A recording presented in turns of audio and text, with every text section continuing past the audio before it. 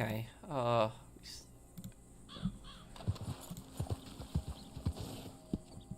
Hey Adam, what's up, man?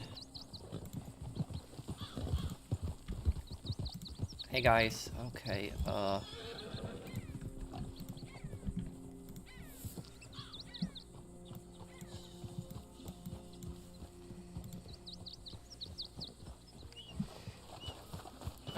greetings from Chicago. Hello, J-Dan. Abby, Zero, Guilted, Al Nobleman, Mr. Waifu, Wilzer, love the Dimitri video. Thank you. Kilo. Thank you, guys. Okay.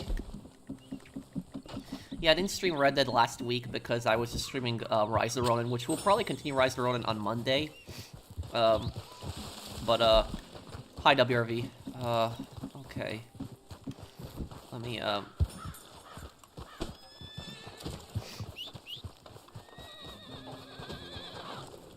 Hey Patrick, happy Friday. Hope you're doing well, man. Thank you, Eric. Thank you for sponsoring my channel for nearly 4 years. I hope you're doing well as well. Thank you, man. Friday's favorite day of the week.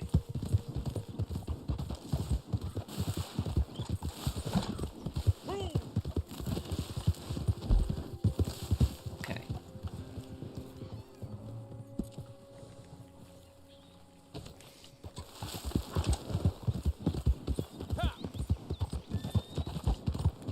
Hey Pro, YouTube has a Q&A feature now. Yeah, I heard about that. You can make polls now. I like your recent Dimitri video. Thank you. I love your shirt. Thank you. Will I play Gears of War if it comes out on PS5? Maybe. I could give it a try. I remember those games on the Xbox. I was playing in a public session in GTA Online. I was towing a car for the salvage yard, and the scumbag killed me for no reason. Yeah, it's unfortunate. People do that. Hi, Pro. Hope you're having a good Friday. I am, Emily. Hope you're having a good one as well. Hello, Pro. How are you, man? Been watching you since I was younger. I don't know exactly what age, but I turned 18 today, so it's great to see how you have grown as a person. Thank you, Golden Stripes. And thank you, Mr. Waifu. Thank God Dimitri doesn't have the same amount of power as Lionel Starkweather or Victor Bronco. Dimitri would do equally horrific things like them. Yes, yes, he would. You know, I'm going to tell you guys something. Later this year, I want to make, like, a giant lore video that's probably going to be, like, maybe close to 2 hours long. But it's going to be, like, a video, like, it's going to be... The video is going to be called, like, Top 10 Most Evil Criminals in Crime Games. So it's going to be, like, all the crime games that I've played. Like, any kind of game with, like, revolving around crime. And I'm going to, like, take, like, the most evil criminals in that series. In all those games. And I'm gonna just rate them, like, you know, from, like, you know, to the most evil. And what happened is, I'm only gonna choose 2 characters from the GTA series for, like, the most evil, because it's, because the fact that there's so many GTA games. But Dimitri will be on that list, and then the other one will be Tenpenny. But Dimitri, surprisingly, Dimitri's actually going to be number 3 most evil criminal on that list. There's actually 2 other criminals in other games that I know that's actually even worse than Dimitri. And you're probably thinking, who could be worse than Dimitri? Well, when I make that video, you'll see. But there's some criminals in other games that I've encountered that's even worse than him.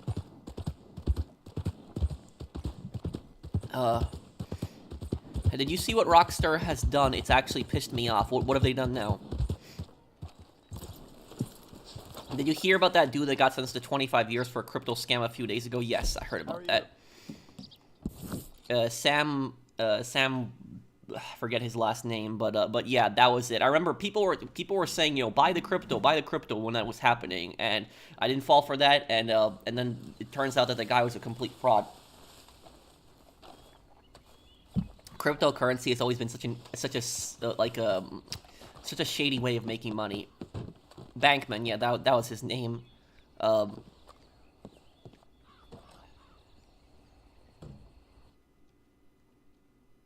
think the made man Tony killed was Johnny Sindaco's dad. That's actually a possibility, yeah. You could be right on that. I just got 100% for GTA 5. Congratulations, man. Test tier 10. I have finished this batch. Yes, I remember that too, Wilzer. Started anxiety meds on Tuesday. Wish me luck. I hope everything's okay with you. I hope everything is okay, Mr. Waifu. Thank you for the super chat. Love your hat. Thank you. Is Red Dead Redemption 2 worth buying in 2024? Single player, 100%. Online? For the online, I would say, if you have friends that play Red Dead Online with you, get it. If not, then don't bother playing on Red Dead Online. Pro, what do you listen to? I'll really listen to any type of music. I like generally all music. Jazz, rock, country, rap. There really isn't any kind of music that I don't like. The only genre of music that I don't like, because I don't like some of the really, you know, violent heavy metal, some of that music I don't like, and then some of the rap music that's like constant like F-bombs, I don't like those, some of those. My favorite kind of rap are like the 1990s rap. Have you ever noticed like the 1990s rap is like so much better than like the modern rap? It is just so much better. Who's more dangerous, not worse, Claude or Dimitri? More dangerous? Claude. Yeah, Claude would definitely be more dangerous.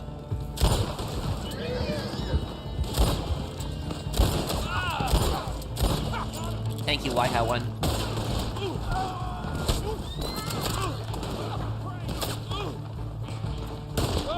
Whoa.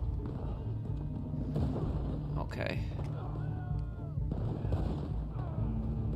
I'll just respawn. Okay.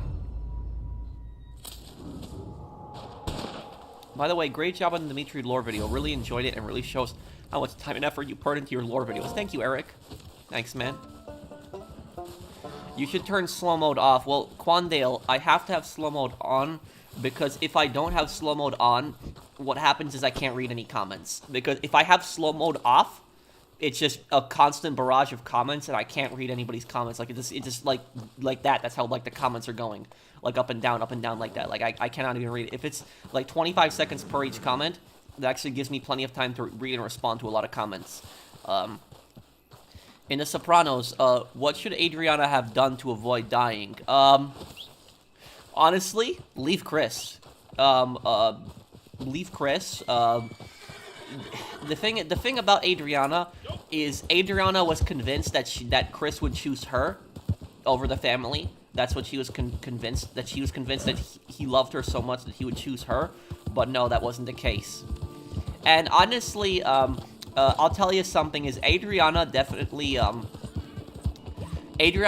suffered through a lot of mental problems as well. The thing about her is the relationship that she actually has with Chris was actually a pretty realistic relationship. There are actually plenty of relationships, very toxic relationships out there like that, where girls will be dating like a guy that's like extremely abusive towards them, you know, beats them, very horrible human being, and in their minds they're thinking that the guy is going to change, that they might have been doing something wrong, and that she's still in love with him. But that stuff like that happens. Is, you know, there are unfortunate, like, horrible cases like that where, like, a girl will, like, you know, be with a guy that will just be constantly abusing her, and then she'll think, like, oh, he'll change, you know, he'll get better, he'll be different, but it just never happens. So that was it. That was an extremely toxic relationship. And the thing is, though, is that honestly, for her, what should have been the last straw for her, when she should have ended it, was when it was that I forget the episode name, but it was that episode when Tony and Adriana were in the car crash, and he was like making such a big deal out of it, like Chris was making such a big deal out of it, thinking that Adriana was cheating on him, and what happened is he even beat her up over it.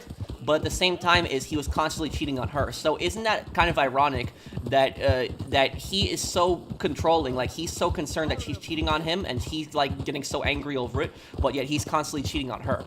So that's you know, Chris is a massive piece of crap. He's a massive hypocrite. I don't know why people felt bad for him that he died. Like, a lot of people felt bad that Chris died in The Sopranos. I honestly didn't feel bad for him. I honestly didn't care that he died. I thought he was a disgusting human being. I legit miss car combat games like Burnout and Twisted Metal. Yeah, but I will tell you something, Mr. Waifu, is why don't you check out the Twisted Metal TV show?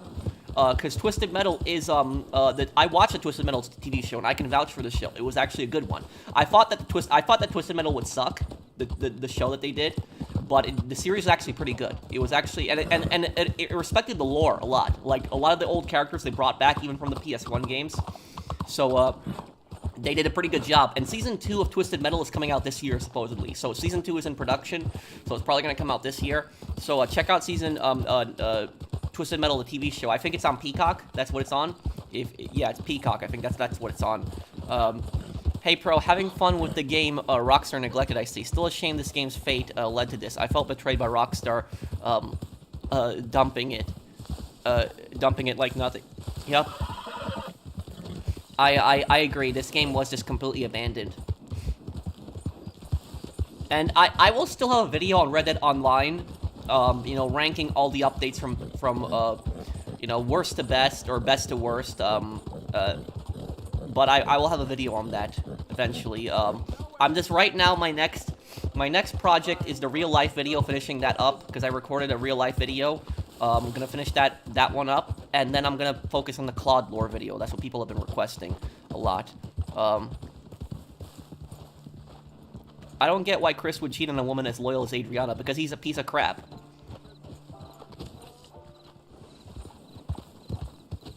And honestly, you know what I'll tell you about Chris is he is a lot of people say that Tony Soprano is the most irredeemable character ever in The Sopranos, but I actually disagree. I think that Chris Moltisanti might be the most irredeemable character ever, because have you noticed how he has had numerous chances to do the right thing, and he just constantly keeps failing over and over again? Like, remember when he had that near-death experience? He nearly died after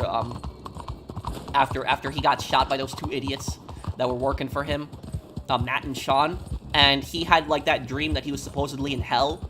And, you know, you'd think that something like that, having a near-death experience where you're supposedly, like, you're going to hell, you'd think something like that would change somebody and that they would, you know, get their life back on track. But nope, he didn't. And then he had also those nightmares about, those nightmares about going to hell, and yet he still didn't stop doing all the horrible things that he kept doing.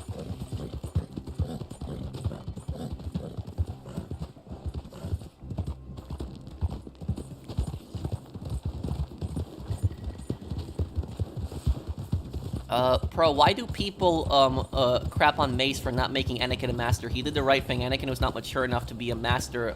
He literally threw a temper tantrum right after Mace said no. Honestly, I think that Mace Windu was a bit of a scumbag. Like, I love Samuel L. Jackson. I think that he played Mace Windu perfectly. But, Mace Windu is a bit of a scumbag.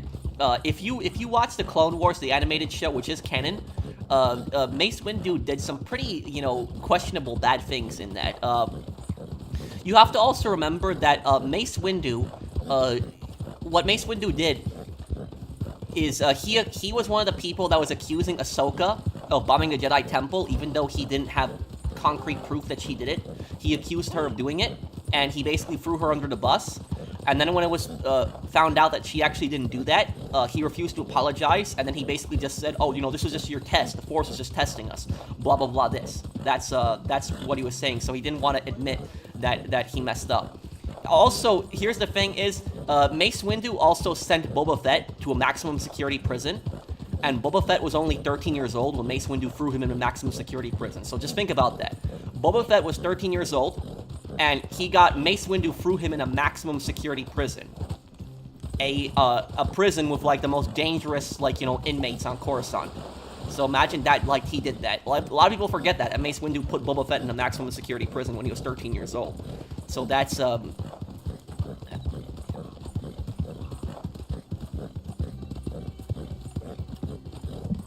And about Anakin, and here's the thing about Anakin not getting the rank of Master. When we watch the movie, if you watch Revenge of the Sith the first time, you're kind of agreeing with Mace Windu on that. But if you actually watch the Clone Wars, you will actually agree with Anakin more on it, because Anakin actually fought way more battles than Mace Windu, and he won way more battles. Like, Anakin was the most successful general in the Clone Wars. Like, there's no other general that did better than him in combat in the Clone Wars. So he won way more battles than anyone else did, and the fact that he wouldn't even be promoted to Jedi Master, that was just disgraceful. And it was just them saying to him, oh, you know, we don't trust you. That's basically what it was. Yeah, let me see here. Did you hear how the mayor of St. Louis wants to hold the business owners accountable for crime in convenience stores and gas stations? What? How exactly? Thank you, Mario, for the super chat. surprising horrible Halo live-action TV show. I didn't watch that show, but people said Halo sucked.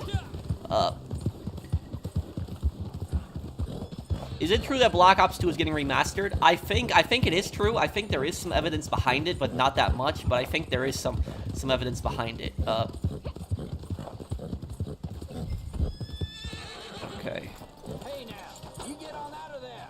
Hey now, what business you got here?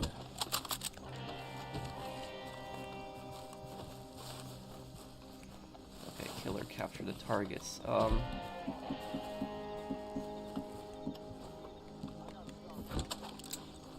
What the hell?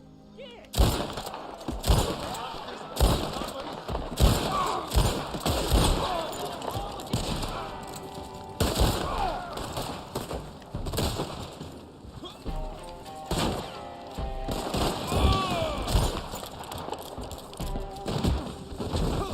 Okay. Missouri?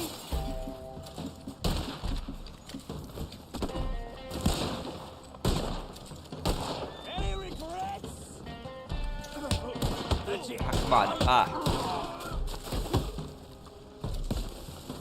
Leave me alone.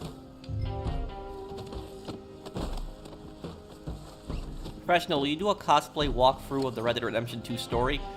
Yes, I will do it one day, gamer. I just don't know when, because I know Red Dead Redemption 2 is really long, but one day I'll come back to it and I'll do a playthrough of the story. Top 10 saddest moments in Rockstar games?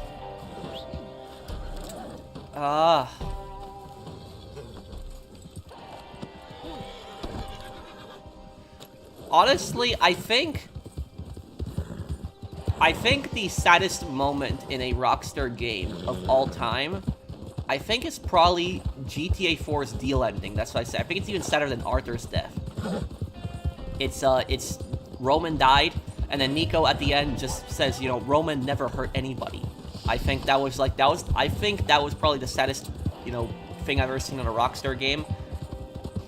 And that's the thing about crime, is that, you know, criminals don't really care about stuff like that, is that if somebody's close to you, they're gonna target them. They don't care. So even if you... So Nico is a criminal, he had enemies, but they don't care. And they're gonna target even people close to him. How do you level up so quickly in GTA Online? Oh, I have a video on my channel about this zombie fanatic. Look up a video on my channel. It's just look up on my channel how to rank up really fast on GTA. There's a video on it I made a couple of years ago. But basically what I do is I own 5 warehouses. And I buy 1 CEO crate to each warehouse. So like warehouse 1, I'll deliver 1 CEO crate. And that's like 1,400, you know, RP. No, 2,400 RP when you deliver it each time. So every time you deliver a single crate, it's 2,400 RP. And then what I do is I sell the crate, 1 crate at a time. And when you sell the crate, it's like 5,400 RP. So basically, it's like close to 8,000 RP selling each crate. So I deliver to 1 warehouse, 2,400 RP, sell it, it's like, you know, 5,200 whatever RP. It's close to 8,000, so 8,000 RP for selling that warehouse. Move on to the 2nd warehouse, deliver 1 crate, sell it, you know, 8,000 RP. And then 3rd warehouse, do that, 4th warehouse, 5th warehouse, and then come back to 1st warehouse, because there's a 30-minute cooldown. Just keep doing that, and that's really the fastest way to level up. There is no faster way to level up in GTA Online than that. Would you play Call of Duty World at War now that you've played Manhunt 2? I could try to come back to it, Glover, but when I tried to play Call of Duty World at War, I got a strike from YouTube. So I'm just really concerned that might happen again. I'm saying you could do a video on it. Oh, yeah, I guess I could. Thank you, Blinded Eagle. What editing software to use? Thank you, Mr. Nowhere. For simple projects, for like simple things to edit, I'll use Movie Maker. For like more complicated projects, I'll use Adobe Premiere Elements. Thank you, Mr. Nowhere.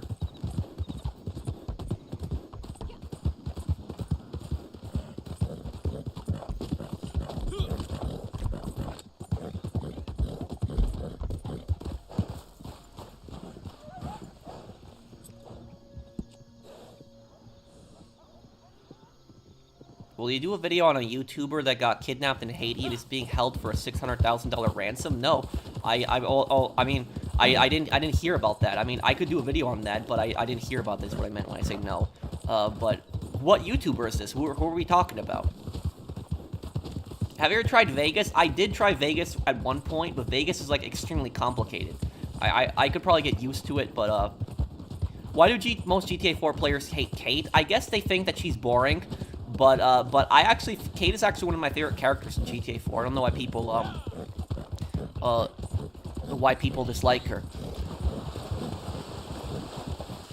Oh, and Gunner, your comment earlier, I forgot to answer it. Have I ever heard of Witold Pilecki, the Polish cavalry officer who infiltrated Auschwitz and partook in the Warsaw Uprising? Sabaton made a song about him, inmate 4859. Yes, I know about him.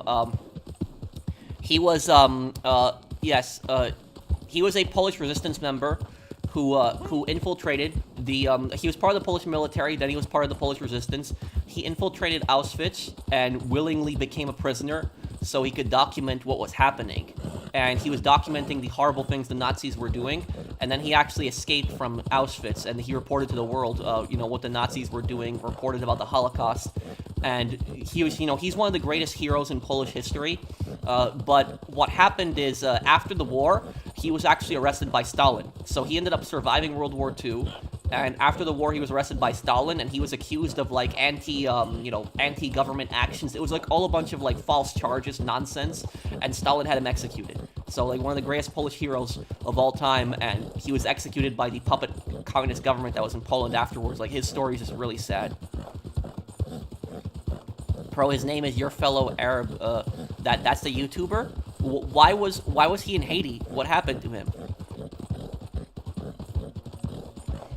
Pro, today's my birthday. It's even better that you're streaming my birthday to entertain me. I turn 18, and I'm gonna keep making videos and make content. Thank you, Golden Stripes. Thank you. I hope you have a happy birthday. I did see some Power Rangers when I was a kid, but I don't remember most of it, Jorge.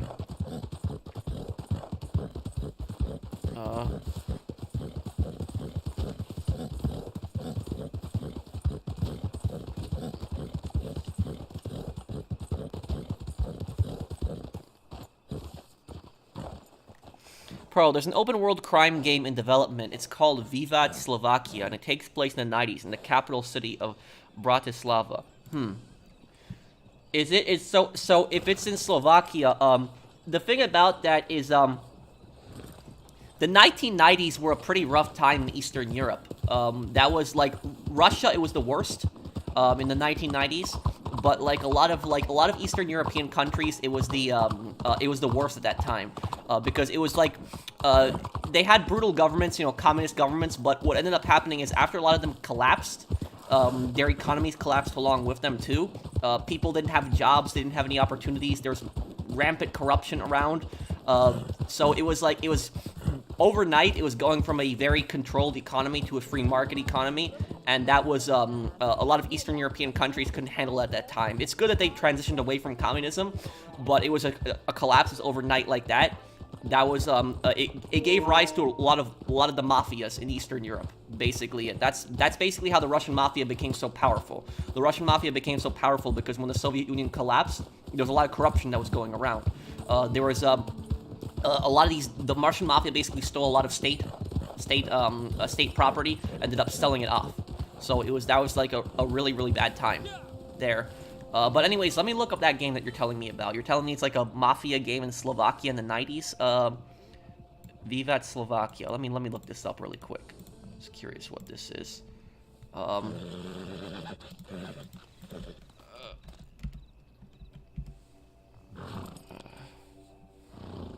Oh, it's on Steam. Okay, let's see. April 18 is when it's coming out. I could play this game. If you want, I could play this game. I could definitely do this game. Vivat Slovakia is an open-world video game set in a freshly established country at the border of Eastern Europe, Slovakia. And as old norms are still present, the enforcement agencies are weak and corruption is widespread. So, like, what do you do in this game? You play as a gangster?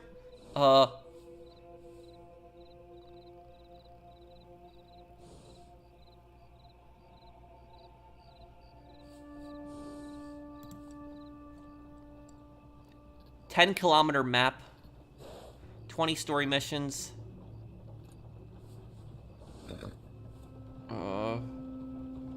The main character is voiced by a Slovakian voice actor. That's good, at least. They have native speakers.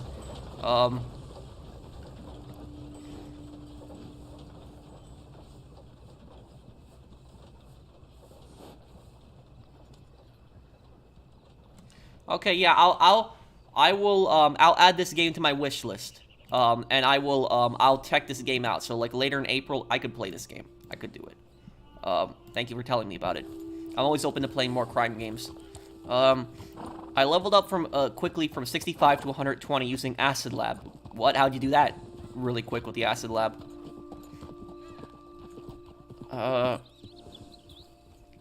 Thank you, Zombie Fanatic.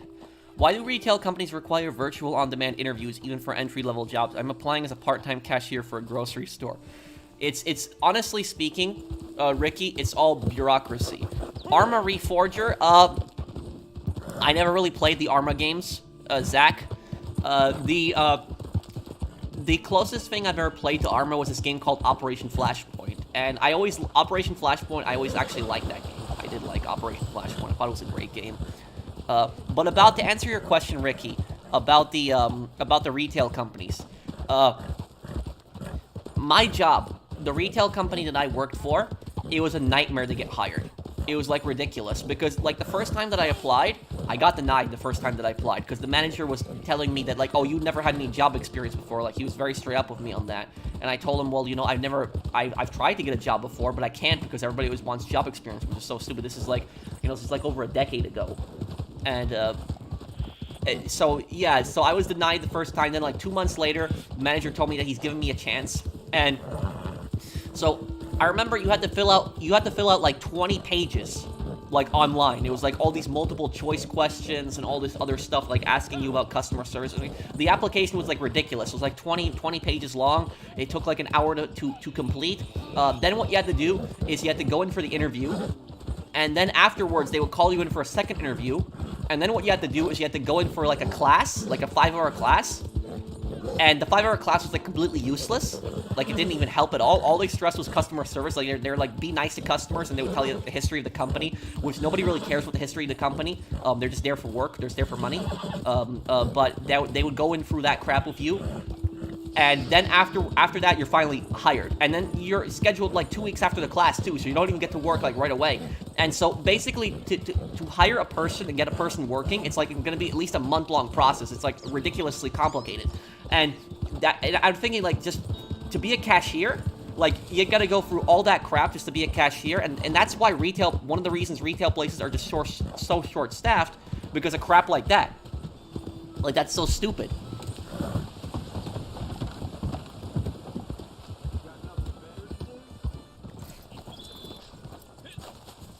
Honestly, my 3 saddest moments are Arthur's death, Roman's, and John's. Also, another idea for you is top 3 worst things Micah did.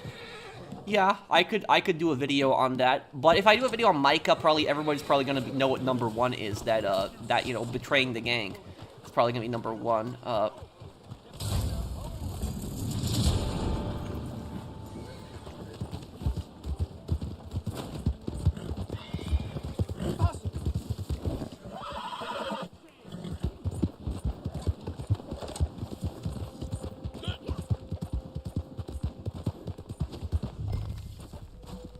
Thank you, Blinded Eagle.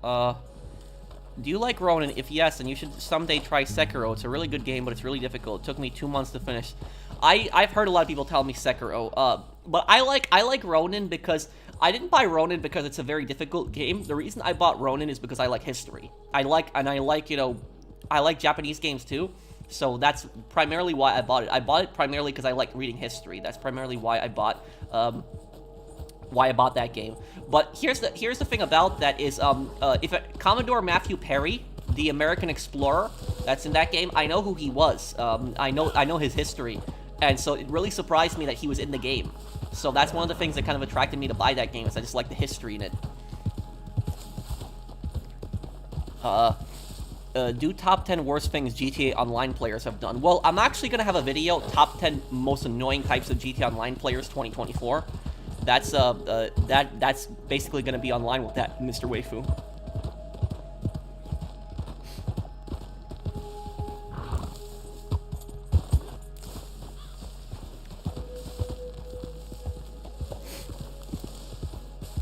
In Iron Harvest, you can actually set the dialogue so that the characters speak in their native language. Like Polanian characters speak Polish, Saxonian speak German.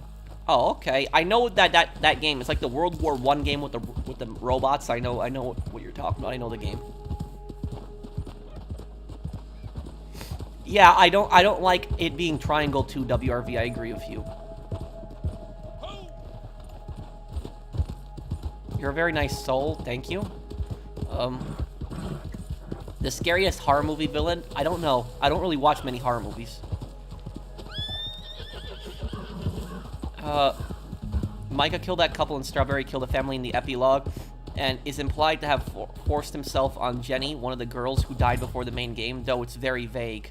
Well, Micah would definitely have done something like that. And the thing is, Micah probably would have raped Sadie if Dutch hadn't stopped them. That's probably what he would have ended up doing. Hi, Pro. Glad to see you live. Hi, Jinzo. How are you? All a bit too much for me. Easy.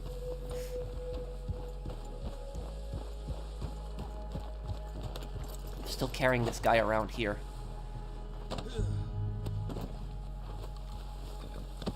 Leave him here.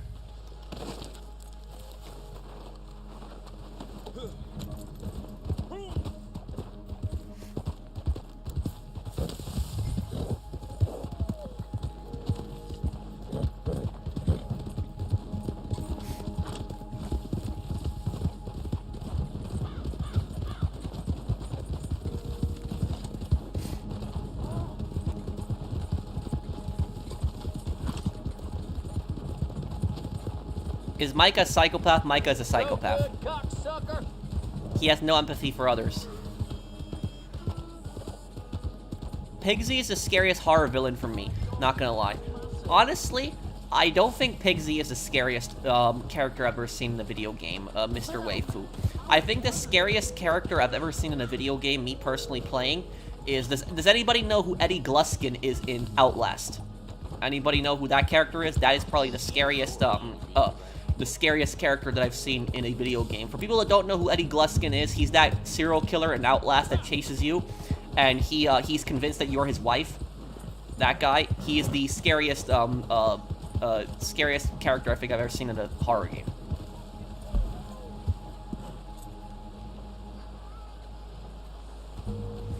Did I ever take Packy to the altruist cult in GTA 5? No, I didn't.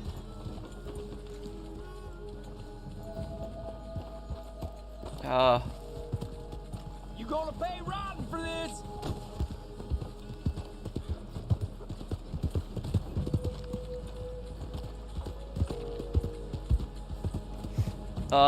Thank you, Anada.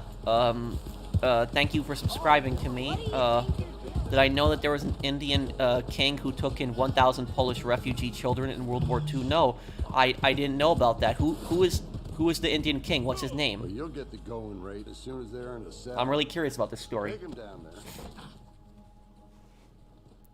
And this is yours.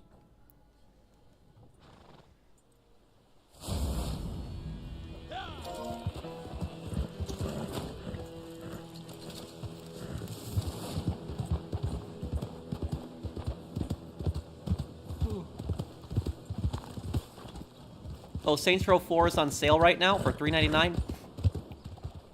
Maybe I'll pick it up a little bit later.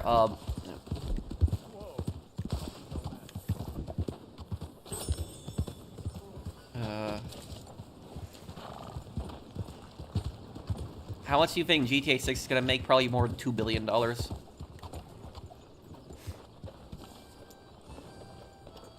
I saw Fury a long time ago.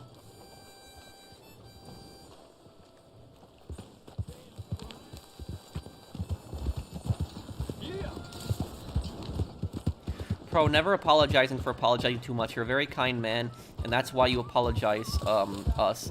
And true fans know you're not trying to gain sympathy. You're just a good man. Wish you the best. Thank you.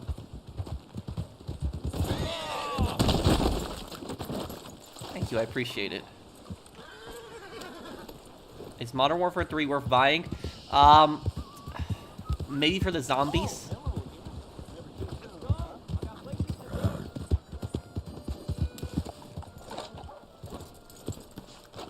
Have you, can I give you some tips before you play Mercenaries 2? I think you forgot I told you about an Indian king who saved thousands of Polish people. Oh, I'm sorry, then I guess I might have forgotten about that, WRV. I apologize. But who is the king again? Can I give you some tips before you play Mercenaries 2? Also, happy Good Friday. Thank you. Happy Good Friday as well, Zach. You can give me some tips, but I know Mercenaries 1 and 2 pretty well, but I'm going to be playing Mercenaries 1 again. I want to do a playthrough of that. You have the same problem of apologizing as me, LOL. Yeah, and the thing is, though, is the reason that I apologize a lot when I make posts is because when I promise, like, a video on a certain date, I don't want to disappoint people, so, like, there's something that happens, I want to explain to my audience at least what happened. King's name is Ding Via Shinji Ranjin Shin Jadeja. I'm reading that correctly.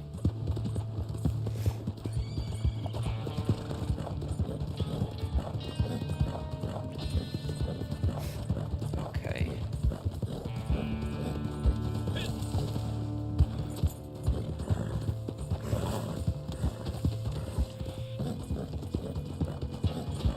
I could, but here's the thing: if I do a lore video on Kane and Lynch, it's probably going to be a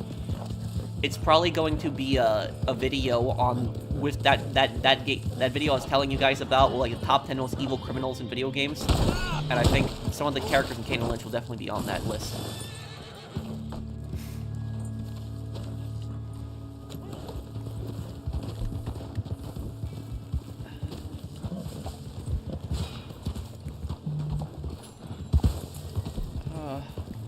What is my opinion on the Vatican's position during World War II? You're talking about them being kind of neutral? Is that what you're talking about? Because the Vatican was kind of neutral. There was some bishops that collaborated with the Nazis. Then there was some church officials that also helped hide victims from the Nazis. So the church was basically all over the place during World War II.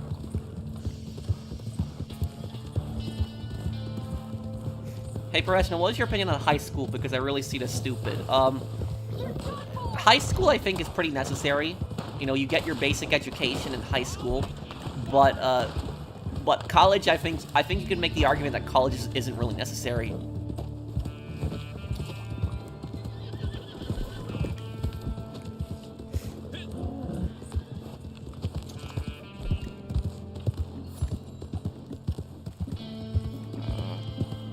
I need to get some food for my horse, something good.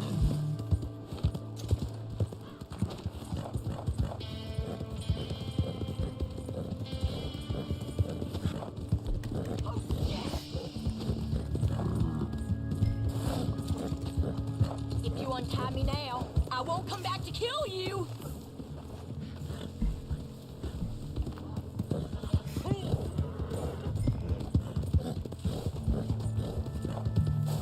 Okay, I'll take a look at it later, WRV.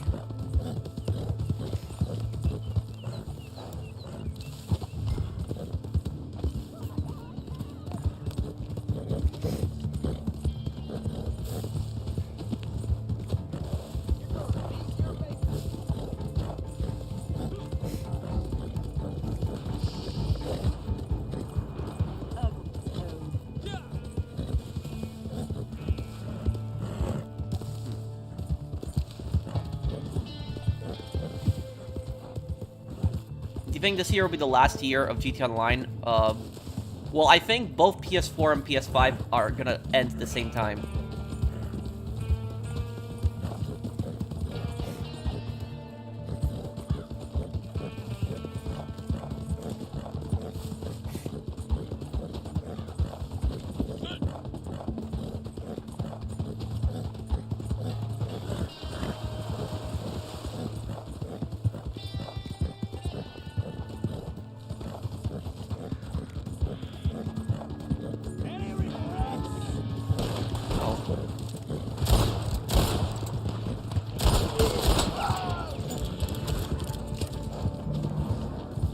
Cornwall is a scumbag, definitely. Red Dead Redemption 2.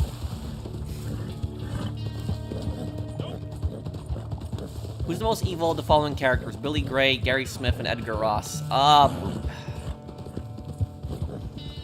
Well, Gary didn't kill anybody, so I think we can probably knock him off that list right away, even though he is a horrible person.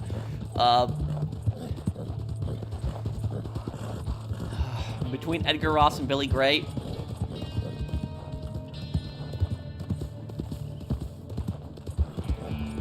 I'd say probably Edgar Ross is probably even worse. Because Edgar Ross had promised John Marston freedom. If he did all these things, he promised him that he'd be free, and then in the end just screwed him over. When is the next Rise the Ronin stream? Monday.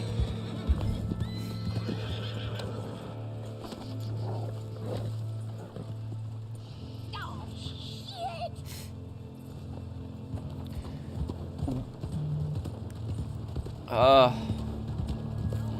Which side do I think is correct in Star Wars? The Separatists or the Republic? If I was alive in the Star Wars universe, I probably would have supported the Separatists if I was alive in the Star Wars universe. And when I say I would be supporting the Separatists, I'm not talking about people like Grievous. I'm not talking about people like that. I'm just talking about like the average Separatist cause, because what the Separatists fought for, I think, was a noble cause. I think they had some bad leaders, but I think that their ultimate goals were good. That's what I think about them. The Separatists in Star Wars ultimately just wanted, smaller government, lower taxes, greater autonomy for their planets. The Republic planets were dominated by humans. Humans had way too much power, and the humans basically treated the alien planets like crap, and they stole natural resources from them. So I think the Separatists were the good guys in the Clone Wars. Have you read any of the Percy Jackson books? No, I have not. Own Titan. Throw him in the cell downstairs and we'll get to settling up. Go on. Payments here. Next Battlefield video? You mean Battlefront? Is that what you mean? Probably tomorrow I'll have another part.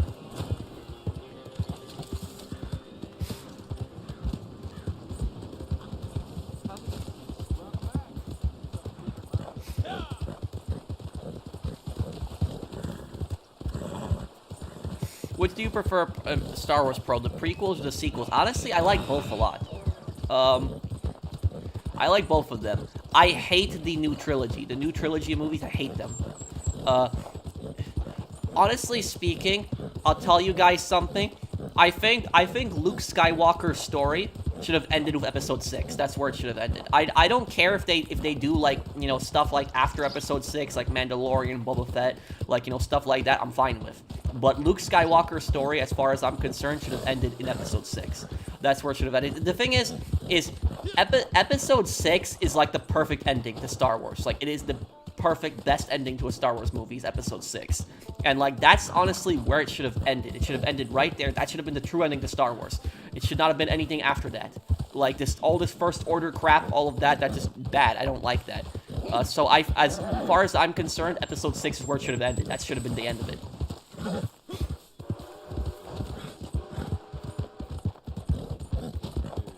Hey Pro, so 2 questions. Will you ever do a Mafia 3 gameplay and also a Far Cry series? Yes, but I'll do Far Cry 2, Notorious. Far Cry 2 is my favorite Far Cry game. And Mafia 3, I'll do Mafia 3, but I want to do Mafia 1 and 2 first.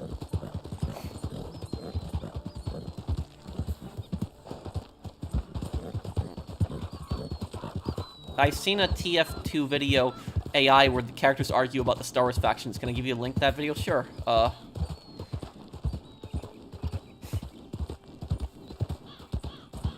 that guy, Sam, that guy's a creep. What is it here? Who do you think was good in World War I, as it's a confusing war, and do you think the Treaty of Versailles was the reason for World War II? Who do I think was the good guys in World War I? I don't think there was any good guys in World War I. I think that both sides in World War I, the Central Powers and the Allies, I think both of them were bad. In World War II, the Allies were the good guys and the Axis were the bad guys. But in World War I, it's a much more complicated conflict. Basically, during World War II, you had Nazi Germany, Fascist Italy, and Imperial Japan. They're basically trying to conquer most of the world. In World War I, you basically had a bunch of greedy empires and a bunch of greedy monarchies who basically wanted to steal more colonies from each other. That's ultimately what World War I was. World War I was a giant power grab between all the empires. There's all these stupid monarchies, stupid kings and queens that just basically wanted to fight and take more colonies from each other. It's ultimately what it was. Let me see here.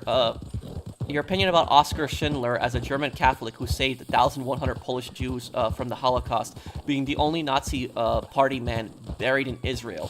Thank you, Ruben, for the super chat. I saw Schindler's List when I was a kid. I remember that. That was a pretty disturbing movie, but it was also an important movie to watch to understand the history. But the thing is, though, is when you watch the movie Schindler's List, the thing about this is what I never understood is I never understood how there's those stupid psychologists out there, and they say oh, there's no such thing as evil, and they say evil is just like a human construct and it's what humans define as evil. No. That's one of the stupidest things that I heard. There is very much evil, pure evil very much exists in this world. And if you watch like Schindler's List, you will see pure evil in that movie. Like Amon Goth, that guy is one of the most evil characters I've ever seen in a movie, and he was a real person too. That's what makes the story even more disturbing. The thing about Amon Goth is he actually got hung in Poland after the war. So after World War II, he got sent to Poland. He got hung in Poland.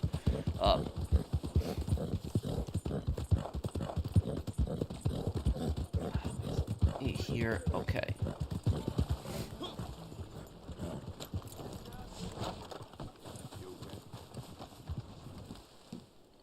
Let's see here.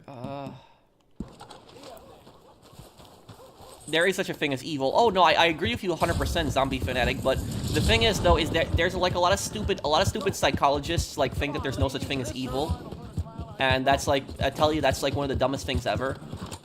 There's very much evil that exists in this world, and very horrible people. Dimitri makes Sonny Forelli look like a saint. Yeah. Oh yeah, I agree with you on that.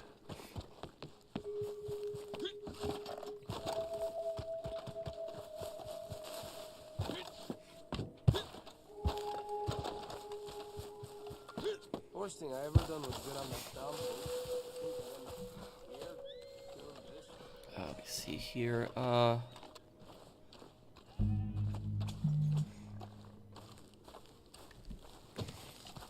Where do you think we go when we die? That's not a question for me to answer. That is everyone has their own opinion. Everyone has their own viewpoint. That's not a question for me to answer. I'm just a YouTuber.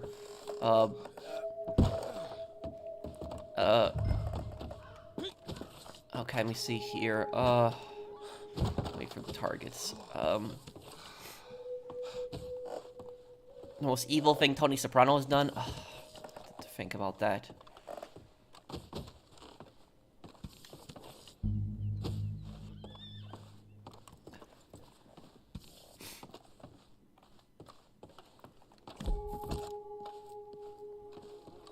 He killed Christopher. Well, Christopher kind of had it coming.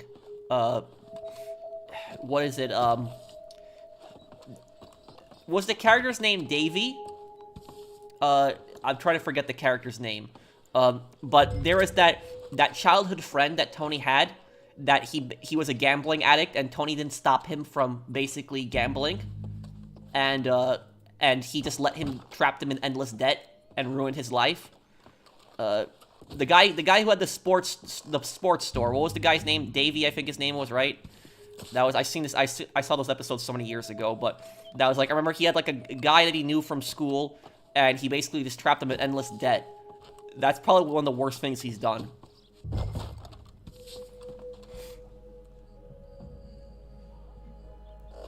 Okay.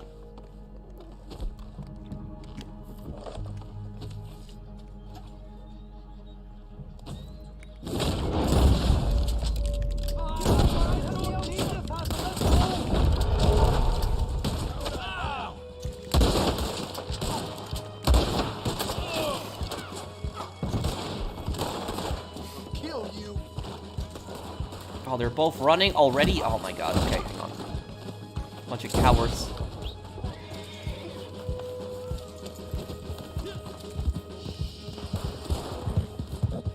Man, these guys run far.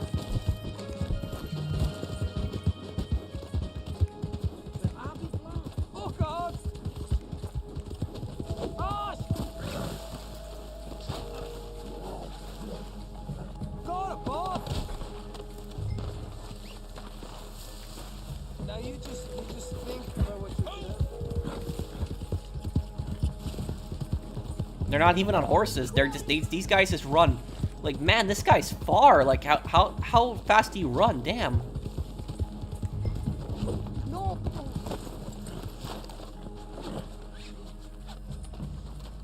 Okay, got them both.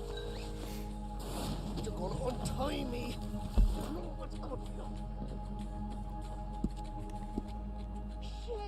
Those NPCs in the making so far, see halfway. Oh man, I love that joke.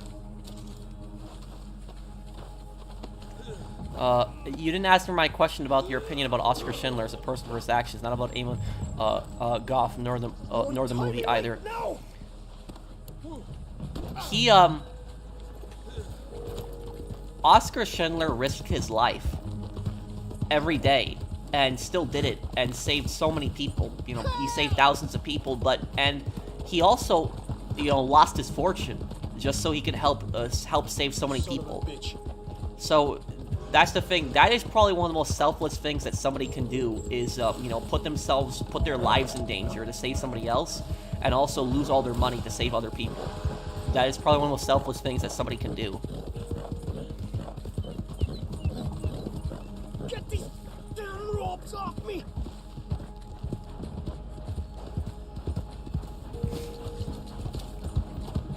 Okay. Davey, how you doing? Yeah. And here's the thing about this is Tony Tony's a massive hypocrite because Tony blames Davey for it, for getting into debt, which it kind of is Davey's fault. But remember is that Tony could have easily stopped it if he wanted to. He could have stopped him, cut him off, stopped him from gambling, but he just let him gamble. And remember that Artie, what Artie did is Artie took out Artie took out like a loan, and he tried to take the loan. He tried to go to Ralph, and Ralph said no, because Ralph knew that if Artie didn't make a payment, that he couldn't touch Artie because Tony wouldn't let him hurt Artie because Artie's like Tony's best friend. But then Tony agreed to give Artie like the 50 grand, and Artie bought like that vodka or that wine, whatever it was, from that French guy. And I think the French guy was scamming him, right? Correct me if I'm wrong. Like, I think he was a scammer, right? And so Artie basically got, like, scammed. And what ended up happening is Tony basically told him, like, oh, you know, don't worry, I'll take care of it, you know, you'll be fine. You know, he was more concerned for his friend's well-being. But Tony didn't give Davey that same luxury. So that's what I'll say about it.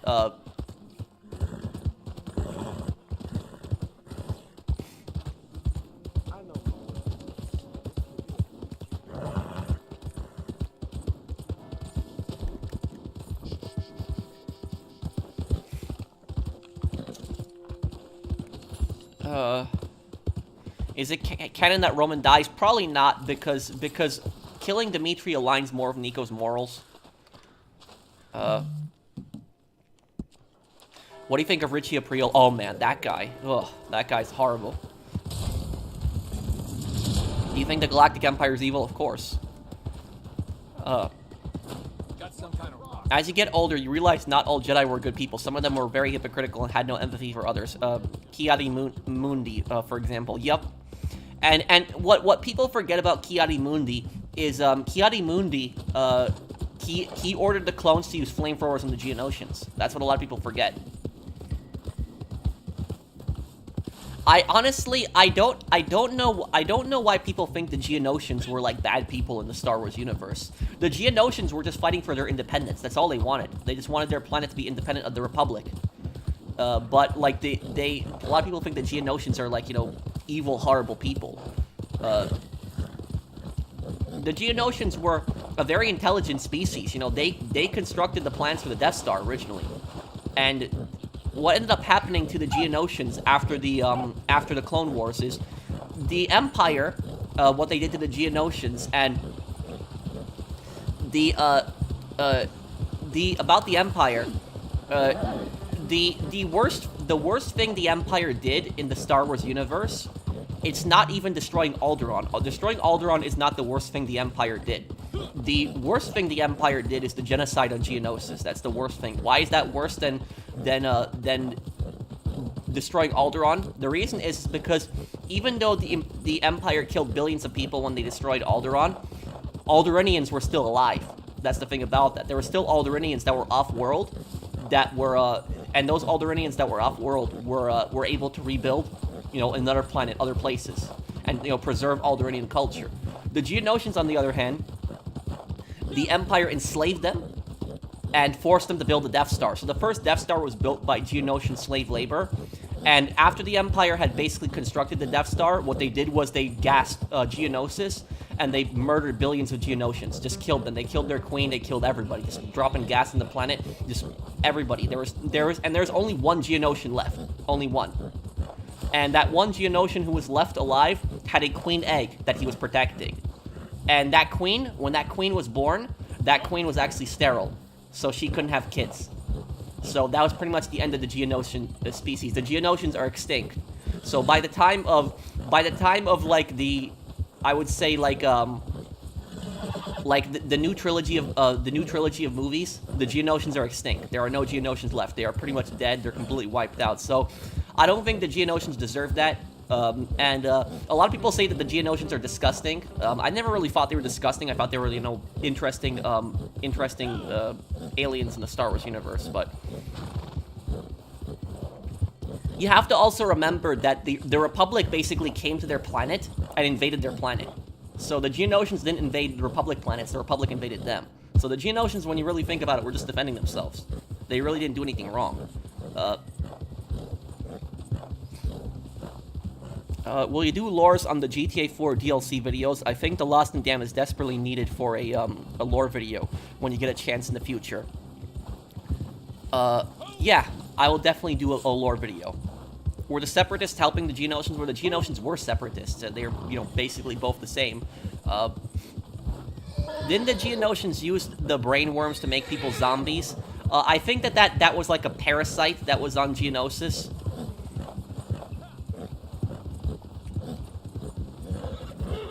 Sorry I haven't been by your live streams lately. I've been busy getting my place cleaned up for a property inspection for my landlord. Oh, it's okay. You know, don't worry, Aussie guy. Thank you for sponsoring my channel for about 3 years. Thank you, man. I can speak Geonosian fluently. Thank you, Own Titan. Thank you for the super chat.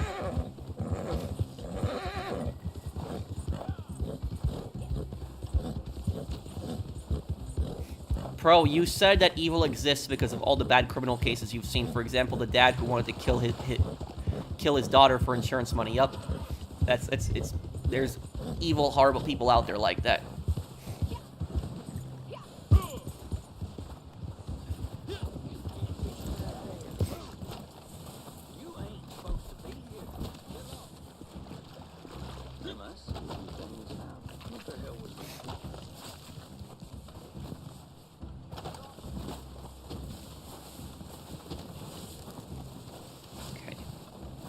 Get out of here.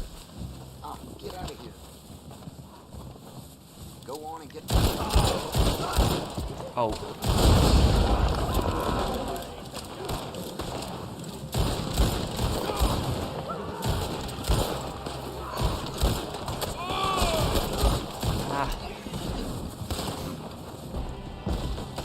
But Aussie guy, your landlord does like property inspections?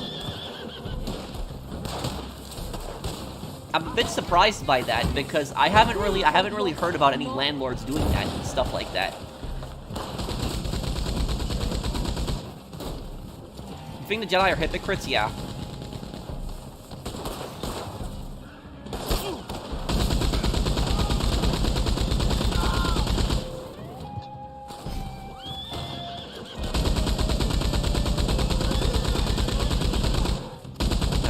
Get out of the way.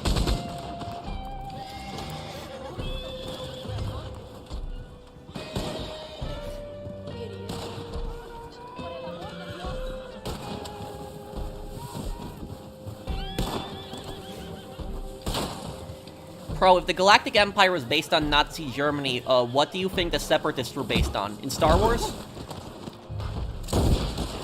A lot of people think that the Separatists are based on the Confederacy in the American Civil War because it's CIS, Confederacy of Independent Systems, versus CSA for Confederate States of America. But the thing about it is that I don't know if I completely buy that because there's a massive difference. The Galactic Empire is very similar to Nazi Germany. You know, it's a, fascist regime that the Empire considers humans to be, superior to the alien species and, treats aliens like crap and just commits genocide. Very similar to Nazi Germany. But the CIS, the Confederacy of Independent Systems, the Separatists, even though they share some similarities to the Confederacy and the American Civil War, I don't completely buy it that they're based on the Confederacy because the Confederacy was a racist government. When you think of the Confederacy was a racist government that primarily seceded for slavery. The reason that the Separatists seceded in Star Wars was because it was a bunch of the Republic was controlled primarily by human planets, and they were treating the alien planets like crap, and they were stealing natural resources from the alien planets. And so the alien planets wanted greater representation. So that's why the Separatists were mostly aliens, because the Republic had basically, the human planets had treated the alien planets like garbage. So the Separatists weren't really racist. The Confederates were racist, the Separatists weren't racist in Star Wars. So I don't really think that the Separatists are based on the Confederate States of America in Star Wars. A lot of people say that, but I don't really think so.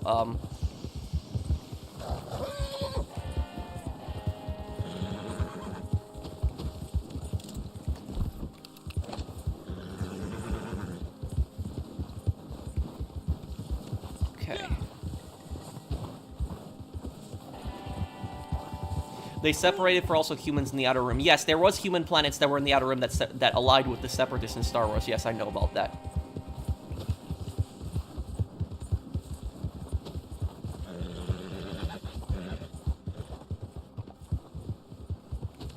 Where did this spawn me? Like, I got spawned in such a weird place.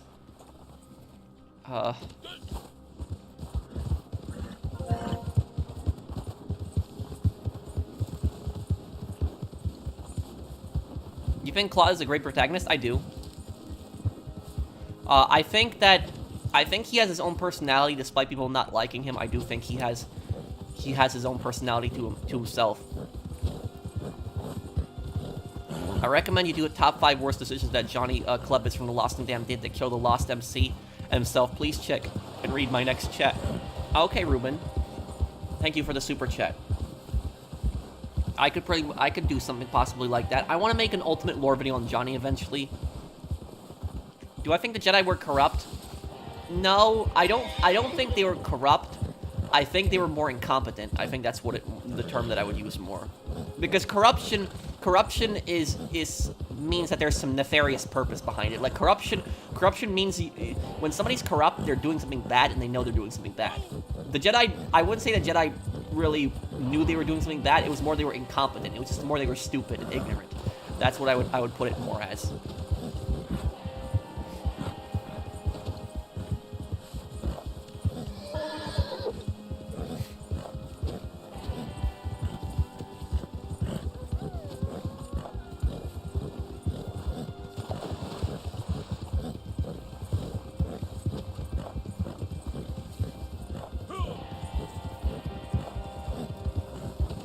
Do I think Red Dead and GTA is in the same canon? It's highly possible because Rubio's grandfather was in Red Dead Redemption 1.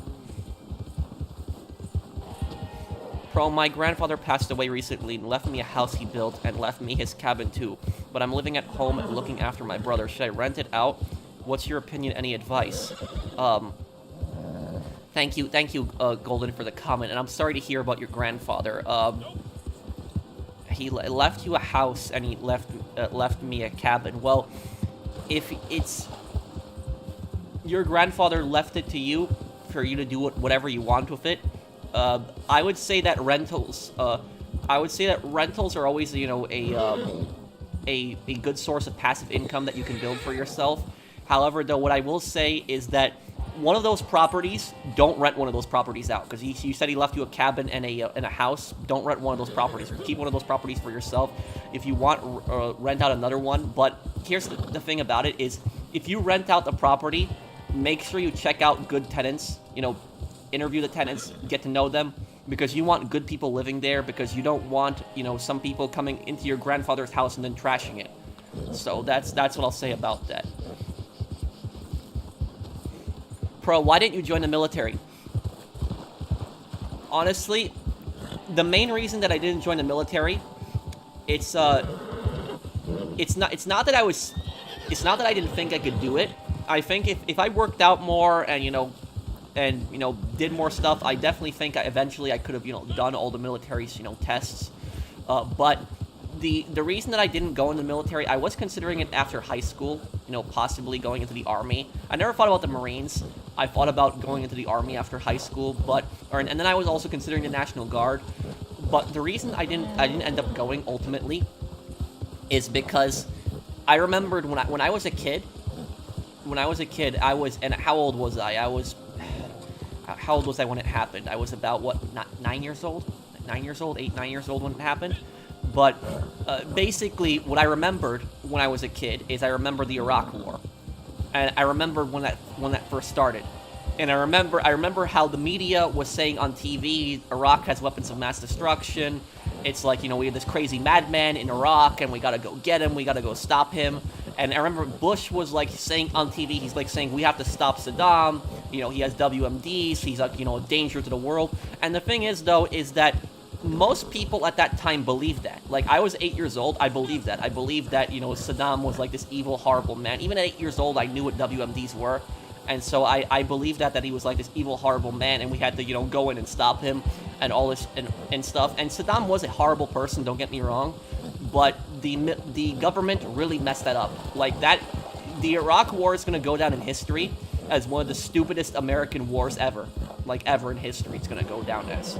And so, something like that, the president basically misleading the people, and I don't want to get into conspiracies, but I think that a lot of the people in the government knew there was no WMDs, and I think they just used that as an excuse to go in. And so we basically, you know, went into a country that did not pose a direct threat to us, you know, did not have WMDs, you know, destroyed huge parts of the country, destroyed their infrastructure. It was just, it got involved in this war that cost us, you know, trillions of dollars. And, you know, all for what? So, that there was the primary reason that I didn't join the Army. I was considering it after high school, and I respect veterans a lot, don't get me wrong, I have a lot of respect for veterans.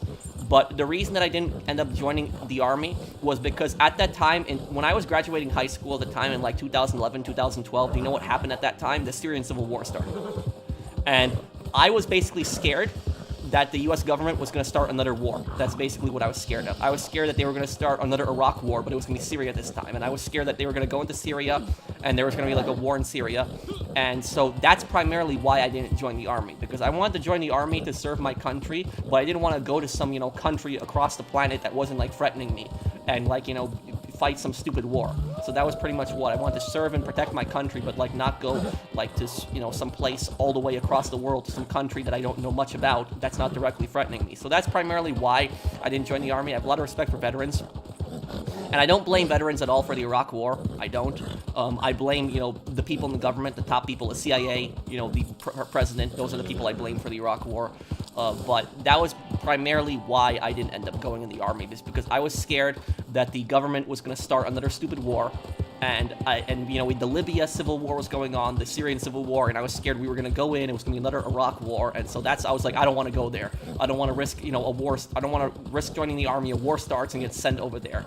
So that's primarily why I didn't join the Army, was for that. I did consider the National Guard at one point, because I was thinking National Guard is probably not going to get deployed overseas, but then, you know, my mom really pushed me to go to college, and I was like, okay, I'll just go to college.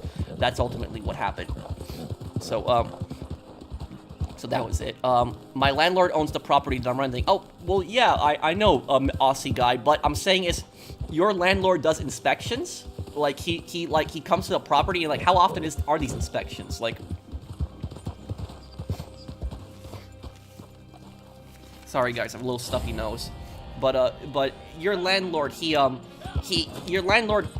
comes to the property, just the property, like, and how often does he do this? Like, just, your landlord, you're in Australia, but in America, the landlord has to announce when he's coming to the property. I'm assuming it's the same in Australia. But how often, what does he do in an inspection? He just walks around your house, he checks the rooms, what does he do exactly? I'm curious on that. Thank you, we Todd, thank you for the super chat. Have a great weekend, Pro. Thank you, Tyler, Tyler boy, I appreciate it. Thank you for sponsoring my channel for 7 months. Thanks, man.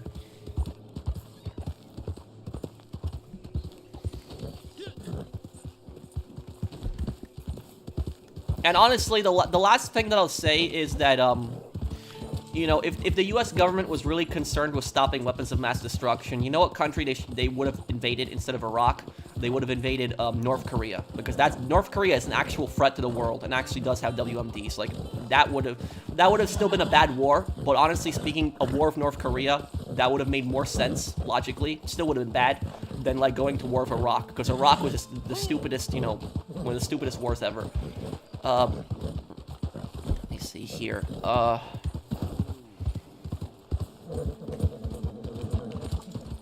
My mom's landlord didn't announce when he was coming. Well, he can't do that. You know, landlord can't just show up whenever he feels like it. Your landlord can't do that. There's laws against that. I'm a landlord. You know, I own 2 rental properties. You know, landlord can't do that. They can't just show up when they feel like it. They have to announce it ahead of time.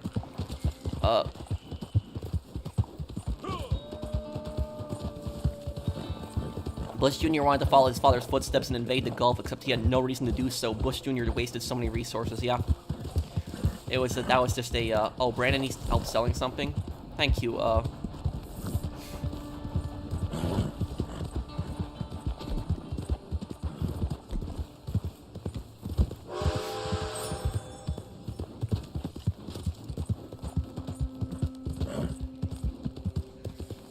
Yeah, my grandfather was a great guy, and he gave me a PSP when I was a kid, and I had it my whole life, and my ex knew how much my grandpa meant to me, and she sold it. I still have the case and the games. Oh, that's horrible. I'm sorry that happened to you. But here's the thing, is Golden. I don't know if you know about this, and this is, a lot of people do this in real life, is, you know, ex-boyfriends, ex-girlfriends, they do this stuff in real life, where when they break up with somebody, and some of their stuff is at their apartment or house, their ex's stuff, they will go to a pawn shop and they'll just sell it. That's actually illegal. You cannot do that. Even if your ex, like, left stuff directly at your place, you can't just take their stuff and you can't just, you know, sell it at a pawn shop. That's actually theft. So, if you can actually prove, I don't know how long ago this happened, but if you can prove that your ex took your PSP without your permission and sold it, and you have proof that they sold it, you can probably charge them with theft. Just letting you know on that. So, I don't know how long ago it happened. If it happened a really long time ago, you probably don't have a case. But if you can prove that it happened recently, you might actually have a case. Have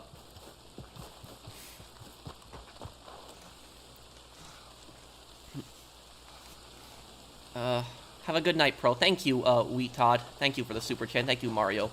Yeah, he does inspections here every 3 months. I get a letter in the mail saying what date and time I'm having a property inspection done. He shows up here with someone from the place that I rent. And what does he do on the property inspection? What does he do exactly?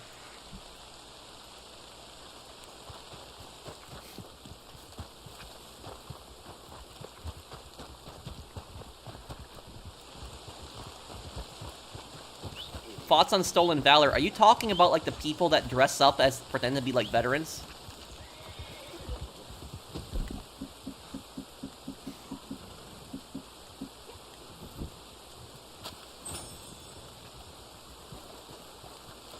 Not stopping Billy earlier when he stole the heroin, helping Ashley's dad's betraying Ray, losing Jim in the process, leaving Jim's wife and kid behind, starting a new relationship with Ashley.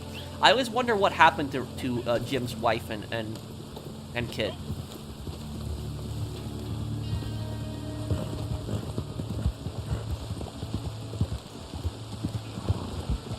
When my mom and stepdad was landlords, they would inspect their properties each month after one tenant got evicted and trashed the place, huh? Well, the thing is, though, is, I have never done an inspection on my rentals. I've never done something like that. So I don't really do stuff like that. I leave my tenants in peace. I give my tenants their privacy. I don't, you know, and to me personally is like, the only time I would consider doing an inspection is if I have reason to believe that they're doing something bad on the property. That's the only time I would consider doing an inspection on a rental. Other than that, like because my tenants are good people, is I'm not going to, you know, do an inspection or something like that, because that's basically like me saying like I don't trust them, and so that's like I don't want to do something like that. Thorough and checks every room in my place to make sure every room is clean and there's no holes in the walls. He checks to see if there's anything broken and needs maintenance doing on it. Well, I take care of maintenance for my tenants. I always do. If my tenants need anything, if they need anything at all, I'll take care of it. I have a handyman that you know, I'll send over. But I don't really do inspections. I don't you know, I don't show up to the property. I don't do stuff like that. No, I don't do that. I find admirable how you're always nice and great guy in regards to everything. Definitely the kind of guy that boosts one's hope in humanity. Thank you, thank you, Woo Fair. Thank you, man. But yeah, I tend to avoid inspections. I don't do stuff like that. This is the, you know, I'm surprised that your landlord does stuff like that. Because to me, like, if I was living in a rental property, right, and if your landlord did it like once or twice, okay, but if he's doing it like, you know, every month or so, that's like basically like him saying like I don't trust you. So that's I just don't like stuff like that personally. The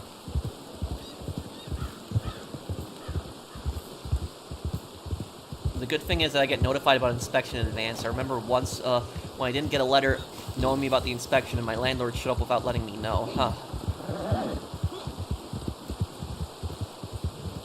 Yeah, and that's the thing is, like, if you're a landlord, you don't really need to do inspections unless you don't trust the tenants. Like, that's if you have like a reason to believe that the tenants are if you have like an actual reason to believe the tenants are doing something bad, I wouldn't recommend doing inspections because that's a bad way to get on your tenants' nerves. Because it's like you don't know, like there's like for example, the property that I'm renting out to, it's like a 4-bedroom house, and there is like a wife, husband home, and then there's like a daughter, and they're like all working at different times. And so it's like, and the thing is, their schedules are so different. Like, the daughter works at night, and so she's asleep in the day. And if I was to do an inspection, I would ruin somebody's sleeping schedule. So that's the thing about this, is I'm not, you know, I'm not gonna do something like that. They're clean. They keep the property in good order. There's really no, there really is no reason for me to do inspections on the properties. I always tell my tenants, I always tell them, if you need anything, if anything breaks, if anything goes wrong, just text me. I will take care of it. You know, you won't have to pay for anything. I'll take care of it. So that's how always this. When something breaks, I'll take care of it. I'll send a maintenance guy over. I'll pay the maintenance guy, but I don't. You know, I'm not gonna show up and do some inspections. So I just find it weird that like landlords do stuff like that personally. And I should take a vitamin C later. Have stuffy nose. Thank you, XRIXKX. Thank you for the super chat.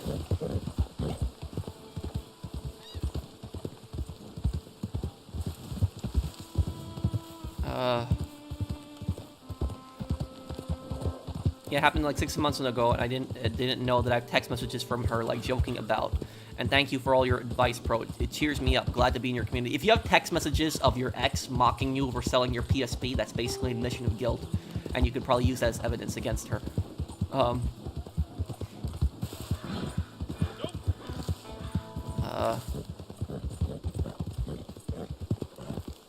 Patrick, in one live stream you said you wouldn't even kill in self-defense. Sorry to suddenly get dark, but why? I don't know when I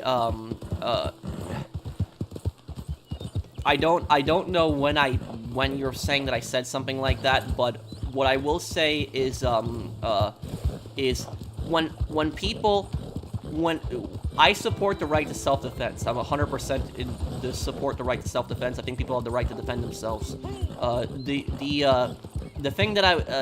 thing is though is that, and this is what people get wrong a lot of times, is when people are defending themselves, nobody thinks about taking a life. When people are defending themselves, nobody thinks about that. Is people are generally thinking about protecting themselves and their lives. If somebody's attacking you, somebody's breaking into your house, you're thinking about your own survival. You're not thinking about the other person. So that's the thing, is when people are defending themselves, they're not out to kill anybody. They're just protecting themselves. So that's what I'll say about that. Is like, I know a lot of people think that Americans just like want to kill people. That's not true. It's like we have self-defense in America, but it's people are just thinking about their survival. Somebody's breaking into their house, coming in, and that's what I'll say about it. Is I'll say this, I'll say this. I don't want anyone to ever die, but I will say this: is if you're a criminal and you're breaking into people's homes, knowing that most people are probably armed and have a gun, you're an idiot. That's what I'll say about it. So that's not the fault of the homeowner. That is the fault of the criminal. So basically, their death is not on the homeowner. It is on themselves for breaking into the house. That's the way I see it personally.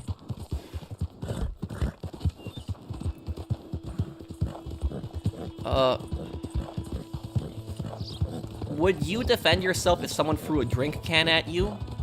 Not really, because here's the thing: is for it to be self-defense, is there has to be a continuous reason of threat, like a continuous assumption that the threat is not stopped. If somebody throws like a can at you, if somebody throws like a can at you, like a can of soda at you, right? That's not grounds to like go across the room and punch them. Like most people probably do that. They probably go across the room and punch them, but that's not really grounds to punch them because the threat has stopped. If the person is still like picking up more cans of soda and just throwing it at you, then that's you don't have the right to shoot the person, but you could probably try to stop the person, restrain the person. But if the person just throws like one can of soda at you, you don't have the right to go across the room and just like punch them. So there has to be like a continuous threat of harm to you for it to be self-defense.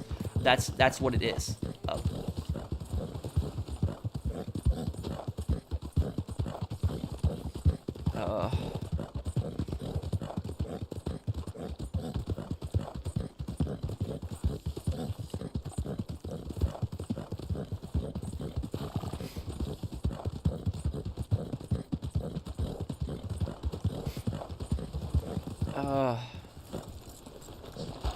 I heard a bad story of a Dodge owner chasing down a car thief and he killed him. He's indicted with murder.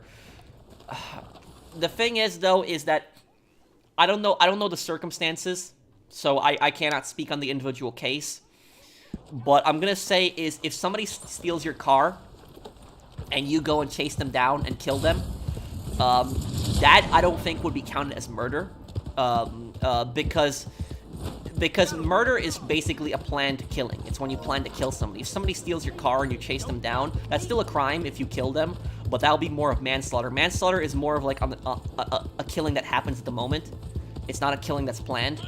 So that's still wrong. The person shouldn't chase them down and kill them. But I wouldn't label that as murder, because murder is like an actual planned killing. It's something that requires planning. It's happened in Houston. I think I know the case that you're talking about. Like the guy went to go to get his car, and there's like the guy was sitting in the car of his girlfriend. Is that what the case was? I think the thief was sitting in the car of his girlfriend. I think I know the case that you're talking about.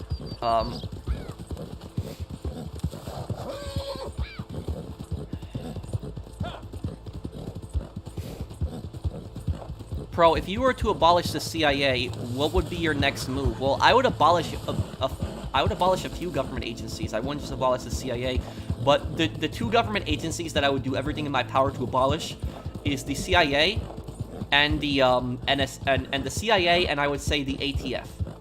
Those two agencies. And I would say, as for the NSA, I would say reform the NSA, fix the NSA, and if you can't fix the NSA, I would say to abolish it also. But yeah, those agencies, CIA is the worst one out of them. CIA, ATF, and NSA, those agencies have done some really stupid things before. So Joseph Rosenbaum died as he had lived, trying to I still thank you for the super chat. Who's that? Mario?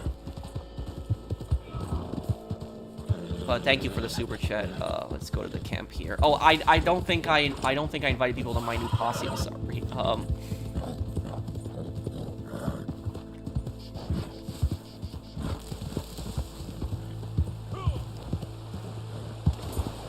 Okay, here. Hang on 1 second.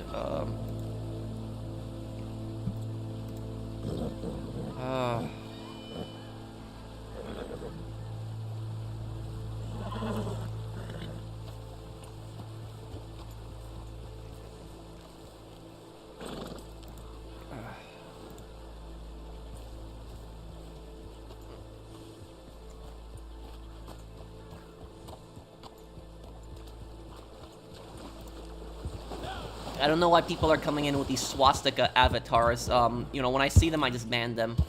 I'm just honestly getting sick of that crap. It's like I support free speech. I will. People can come into my chat and just you know, talk crap to me, and I won't ban them. But if I see something like swastika, I'm kicking you out of my chat. That's just that's it. Like, that's a you know. They just did such horrible things to my parents' country, Poland. It's just I just don't have toleration for that.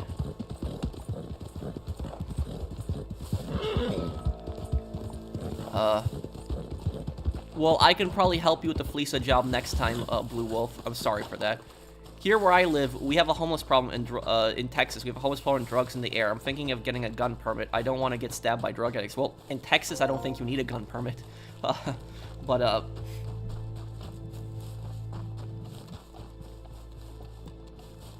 okay, let me, okay,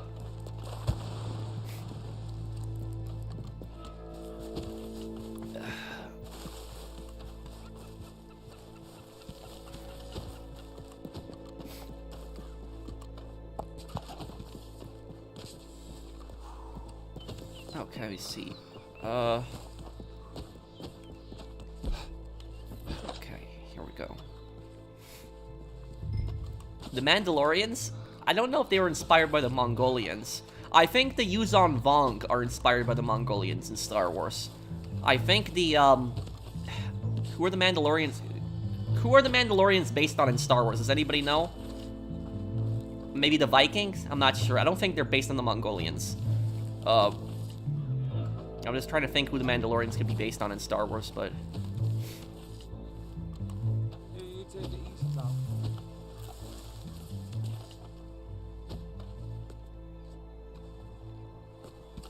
Oh, is that an explosive? What is?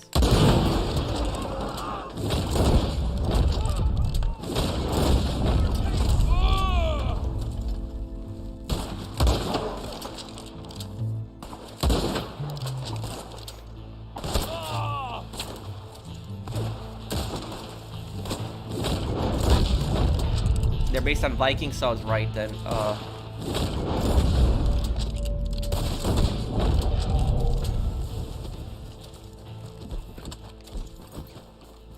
Oh, I killed him too? Okay, oh well.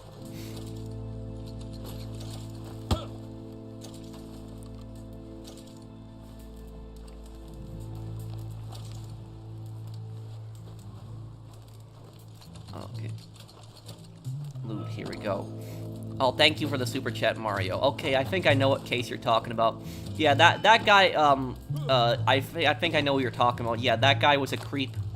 But I'm just gonna stay away from talking about that case because that case is just so controversial. Thank you, Mario, for the super chat. But yeah, I know that guy was a creep, and I know he did, you know, horrible things. I think he was also in an insane asylum. I think he was also there, but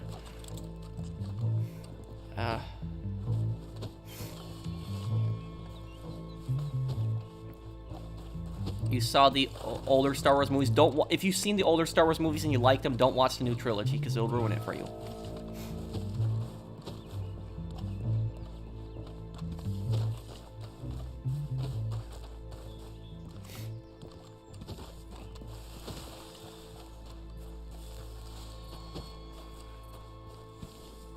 So if someone threw a can at you once, and you would just say, "What the hell? Why did you do that?" and call them an idiot and not hit them and everything? No, I wouldn't. If somebody threw a can at me, I'd charge them with assault. That's what I would do. Because if somebody throws something at you, that's assault. That's what people don't understand. Is if somebody throws something at you, that is assault. Now, if this is like now if somebody throws something like a can at you, that's assault. But if somebody throws something dangerous at you, like they throw a knife at you, that you could argue is battery or even attempted murder, depending on how dangerous the object is that they threw at you.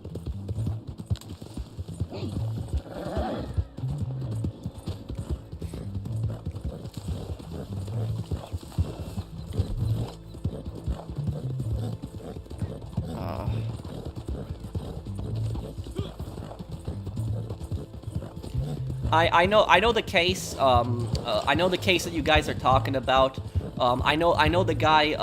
I know the guy who got shot was a sexual offender, and he was a creep. You know, he's a horrible human being. But I'm gonna just avoid talking about that case because that case is just yeah. You see, what is it?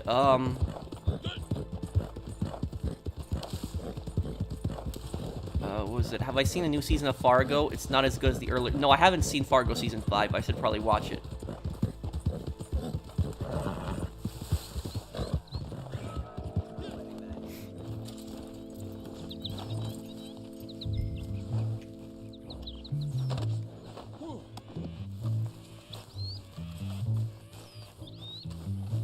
Okay, bringing a target here. Throw that dog meat in the wagon. It's yours. We're getting themes for PS5 finally.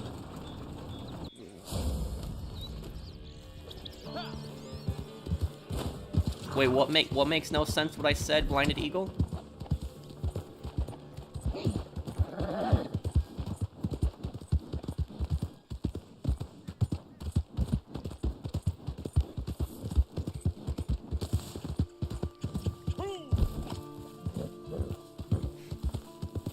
Pro, say you go on vacation near the end of 1 month, and you're gone for an entire calendar month. Like, you leave in late March, but come back in May. I don't think you should pay for April. Pay for what? I don't understand.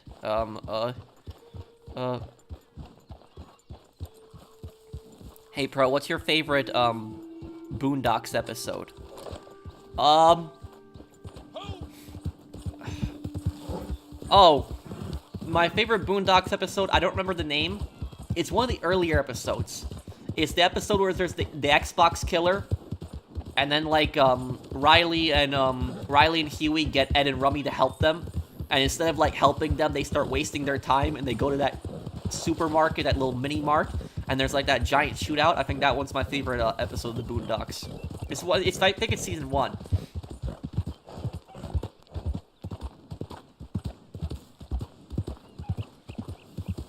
A date with the health inspector? Yeah, that's probably it.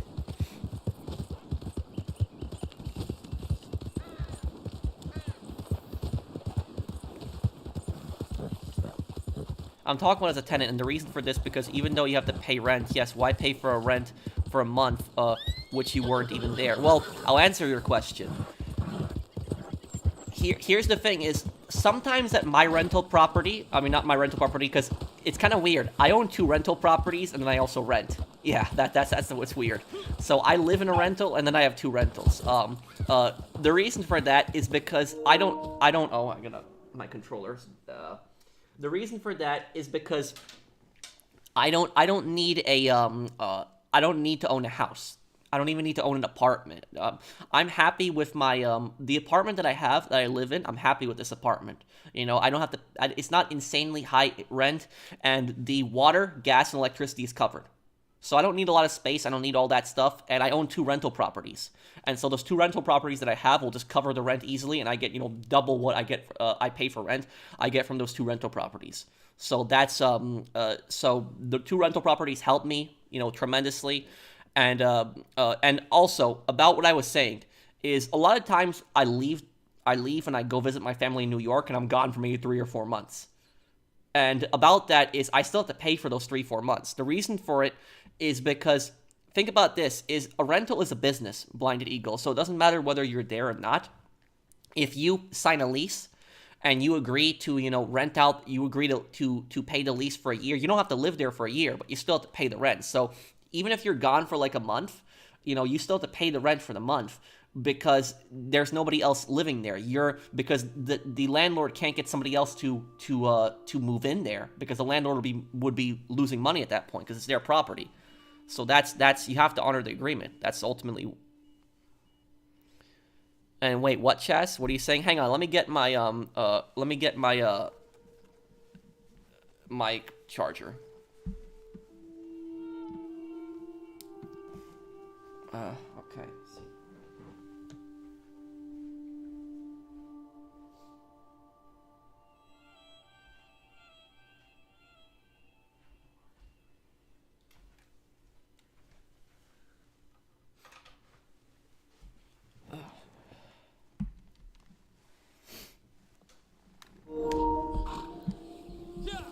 Okay, here we go. But wait, why is everyone saying what?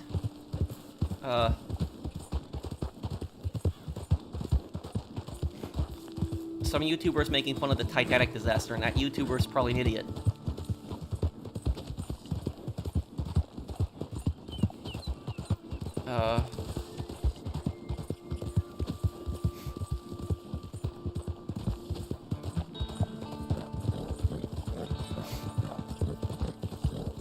But Blinded Eagle, the landlord is losing money. Think about that. It's their business.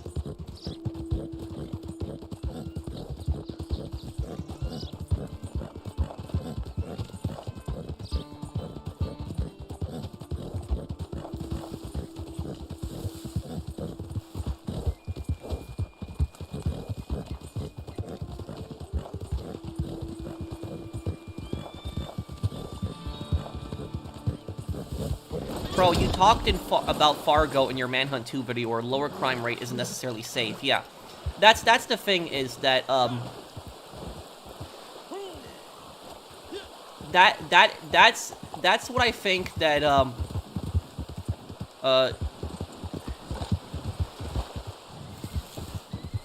that's what I think is like a lot of people don't understand that about Americans is that one thing we learn in America a lot. One big thing that's part of American culture is that in American culture we believe that generally that there's never a time when you are 100% safe. It just doesn't exist. Maybe you could argue that you're 100% safe when you're inside your home and all the doors are locked and everything like that. But even if you are in the most nicest area ever, there is always a risk that something bad can happen, that you can get attacked, that some criminal can attack you. There's always a risk something bad can always happen, even in the nicest places ever. And so people let their guard down. There are certain neighborhoods where crime is higher. You definitely have a higher risk of being a victim of a crime. But never think that you are 100% safe and nothing can touch you. Because a lot of people think that. They think, oh, I live in a good neighborhood, nothing bad is going to happen to me, nobody's going to hurt me, stuff like that. Never think like that. And I'm not saying to be paranoid. I'm not saying do that, like walk in like thinking that somebody's going to jump you constantly. But the only thing I'm saying is just, keep an eye out. And just be aware of your surroundings. That's what it is. Like a lot of people, and no offense to like people outside the United States, but like a lot of times people like outside the U.S., like foreigners, they think that Americans are like these really paranoid people. But I wouldn't say that Americans are paranoid. I would just say that Americans are just more willing to prepare for just bad situations. That's what I would put it more as.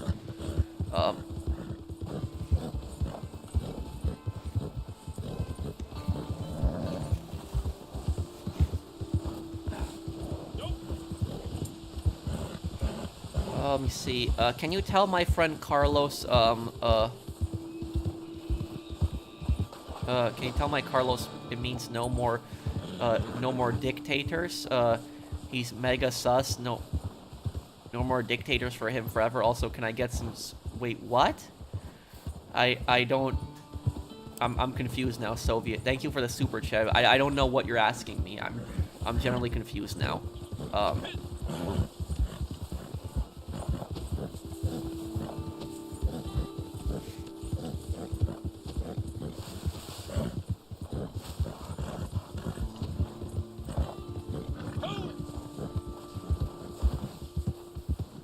Wait, what happened, Fernando?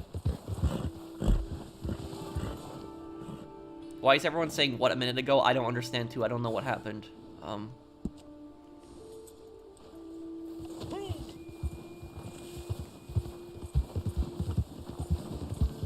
Okay. Here.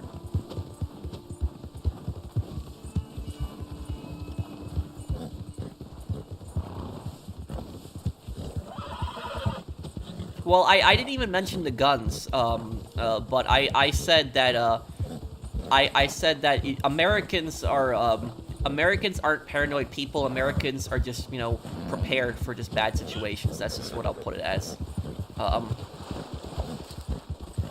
Since Rockstar workers are not happy and are likely overworked to meet strict deadlines at the office, would a pay raise be worth it as compensation? Yeah, I would say so, but what I would say is don't overwork your workers, because a lot of people don't think about that. A lot of people don't think about what the Rockstar workers have to go through. I'm not talking about like the big CEOs, the rich people.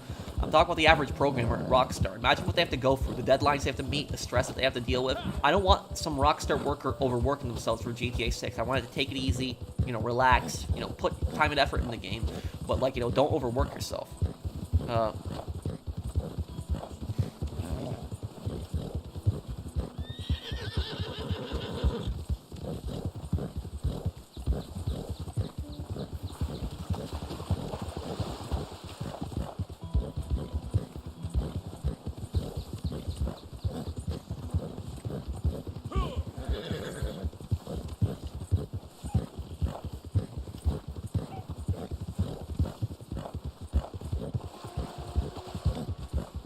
But yeah, Mario, I do think that I do think that case was self-defense. I know the case you're talking about now. I just don't remember the guy's name. But I do think that it was self-defense. And the guy who attacked him was like a, you know, a sexual offender. But I don't want to talk about that case because it's just such a messy case. That's, I thought you also had one property. Can you do an apartment tour? Yeah, but I got a new rental. I got a new rental earlier this month, so that's what I had gotten that for. But I'm really happy with my rentals, and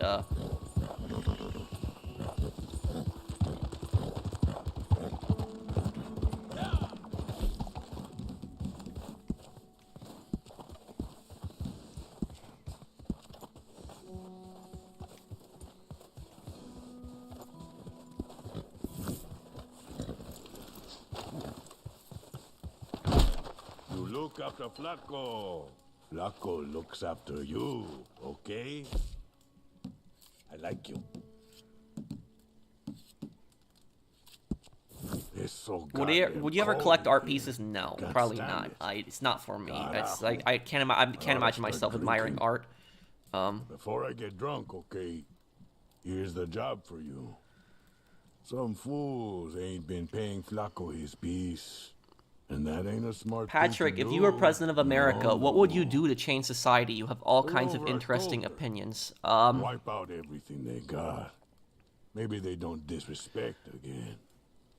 Quick. And stay warm. Honestly, I would do, if I was president, I would do like a lot of different things. But I'll tell you something. If I was president, I would have like I think I would have both political parties hate me. Like I think both parties would really despise me. That's the thing about it. Because I have ideas that I think both parties would agree with, but I have ideas that I think both parties would freak out on me for.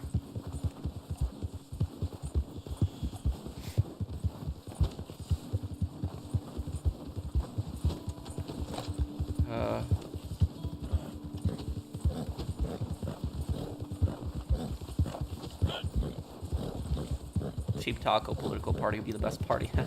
Thank you.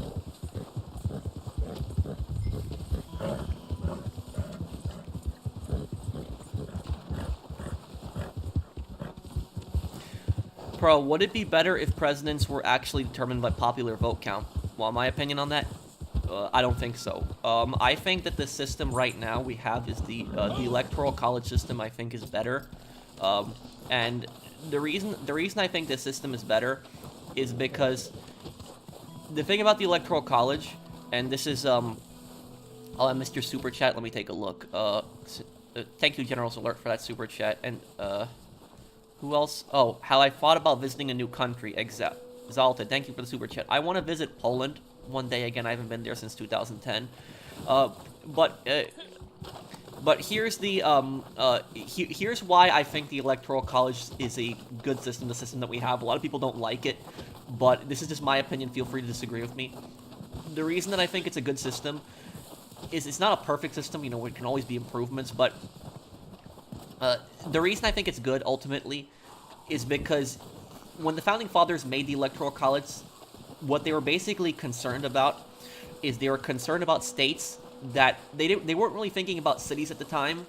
They were more thinking about states. Like, a lot of people think it was about cities, but it wasn't really about cities. It was more about states that have, like, high populations.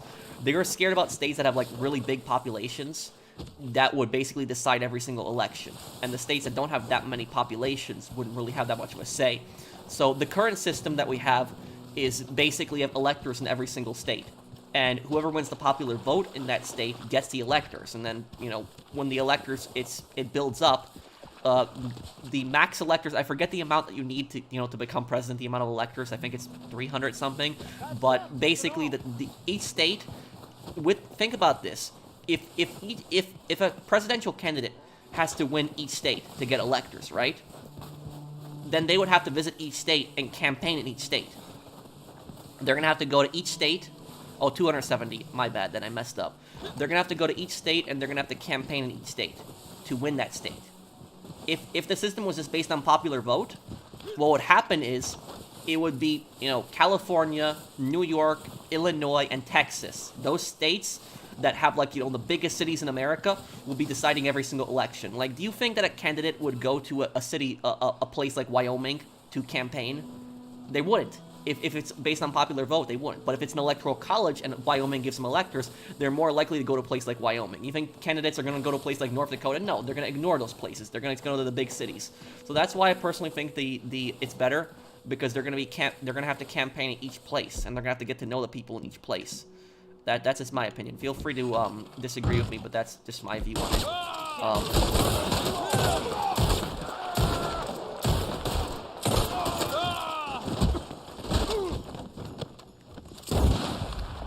Okay. There we go. Got you.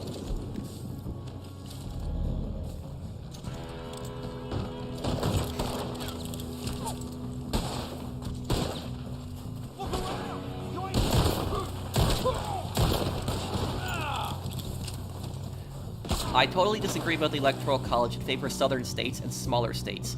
I wouldn't say that it favors southern states, because the thing is, if you had popular vote, for example, Texas would still be a very powerful state.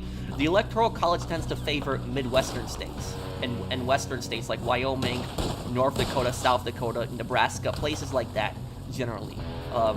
It gives them more of an advantage. And you have to think about it also, is that people in those states feel like they're being ignored. They feel like they're being ignored by a lot of the politicians. They have to understand their perspective, too.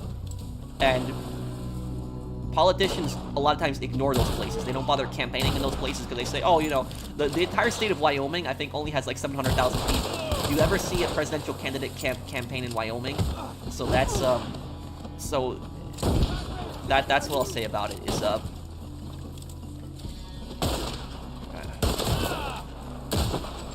that those parts, if you did not have an electoral college, places like Wyoming would be completely ignored. Like, no politician would bother going there. Let me take care of this here. I suck right now for aim. Oh, I missed DHC super chat. I'm sorry. I'll take a look at this one here. Shall be transfigured.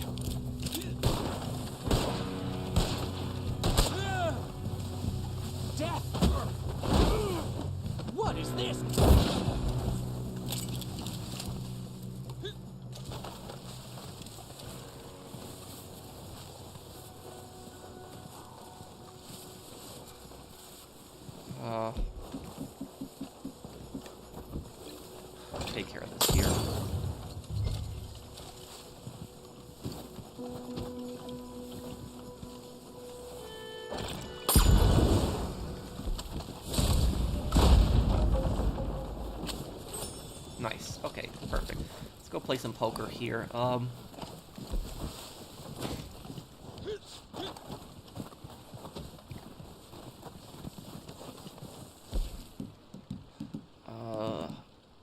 gonna go to Valentine.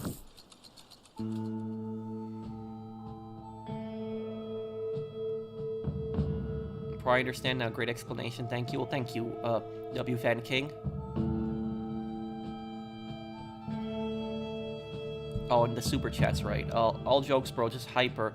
Crazy how people can't handle jokes. I got a question though in the Sopranos. What if Tony kept Ralph around longer? Well, Ralph probably would have made him more money. But the thing is, you have to really think about, is it worth keeping Ralph around? He might make you more money, but he's a massive scumbag and causes so many problems. Your thoughts on the Key Bridge collapse in Baltimore? There's an investigation going on right now. But it's that the ship lost power. The ship had lost power and was out of control and it hit that support beam, and the bridge ended up collapsing. The whole thing is horrible, but what I'll say about the bridge incident is it could have been worse, because when the ship hit the bridge, I think it was like 4 or 5 o'clock in the morning, correct me if I'm wrong. It's horrible what happened, but imagine if that had happened in rush hour, in daytime, midday. You would have had, maybe, 50 cars in that bridge at once. So I know that some people had died because of it, and it's horrible, but it's, if it happened at a different time, the casualties would have just been so much higher. 1:30 a.m. So yeah, so it happened late at night, so you're gonna have less drivers on the road because of that.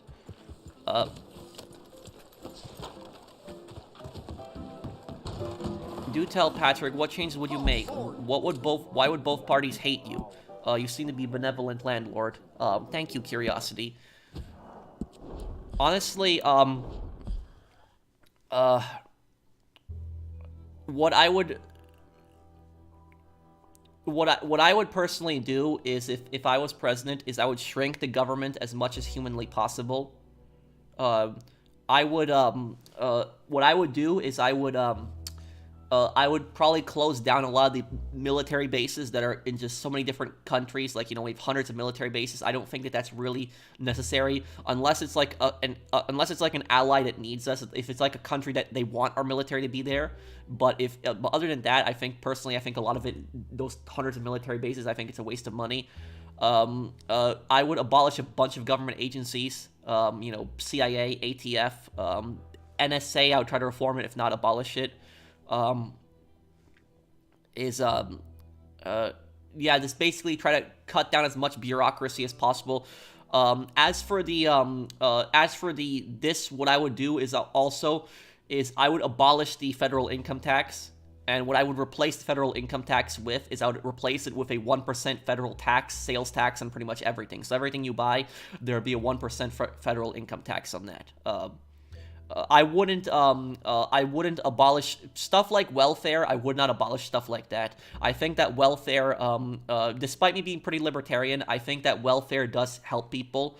I think the problem with welfare, I don't think that welfare is necessarily a bad thing, because it does help poor people that need it. I think the problem with welfare is, the problem is people that abuse it that don't need it. And so I think you would just put stricter laws on that, and if somebody is abusing welfare that doesn't need it, very big jail sentences. That's what I would put on it. But yeah, personally, I think the federal income tax is just so broken, and I think it's just such a bad system. I think there shouldn't be a federal income tax. I never liked the idea of an income tax. I think that having like a federal sales tax and everything, I think would work better. And I think if we had closed down a lot of the military bases and stopped spending money on so much stupid stuff, I think we could definitely afford it. We are the strongest and country in the world, and one of the richest countries in the world. So I think we could definitely afford something like that.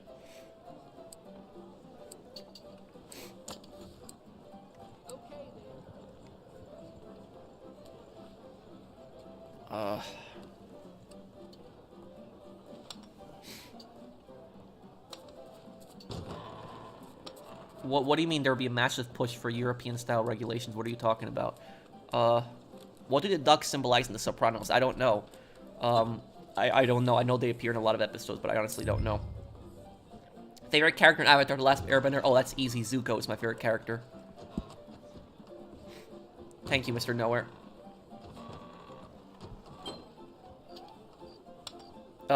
Pro, it has been since November. I've been lied to. Since November, you have said you were releasing your in-real-life video where you visit the game location. Every time you said you said we could hold you to it.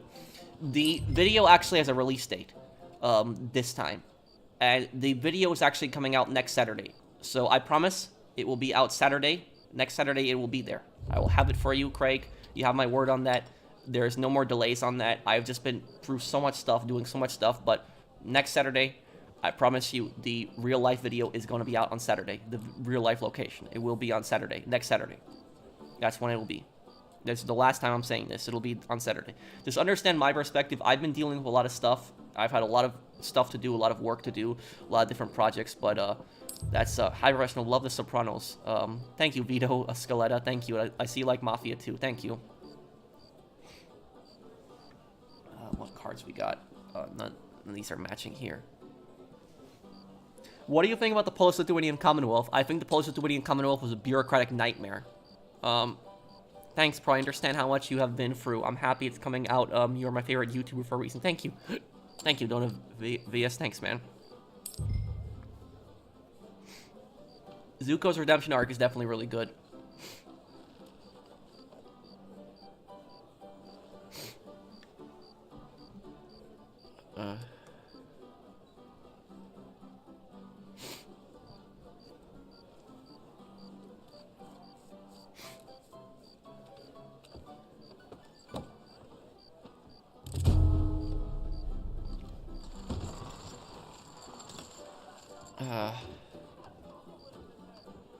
Why would it be a nightmare?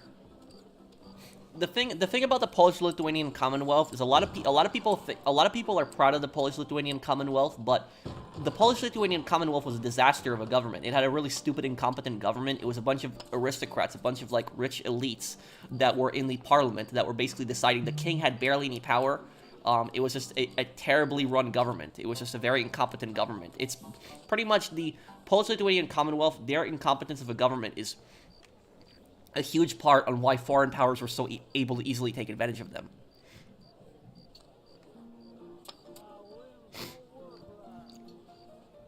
No allergy is. I don't think it's allergies. I think I'm just sick with something today.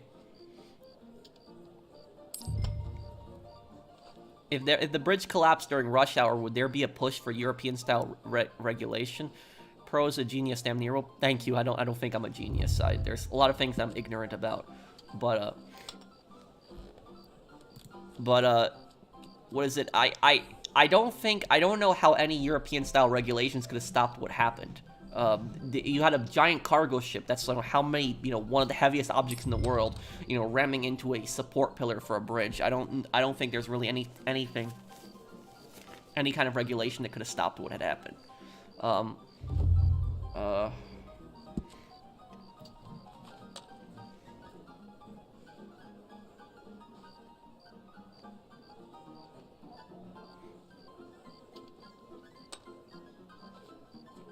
What do you think about foreigners saying that American infrastructure sucks because the Baltimore bridge collapsed? I see Brits saying that our bridges wouldn't collapse like that because we experts. Honestly, I think the same thing would happen to any bridge. I don't know. I'm not an architect. I'm not an expert on bridges, but it's like you had like a giant like cargo ship that's like one of the heaviest objects in the world ramming a support pillar on a bridge.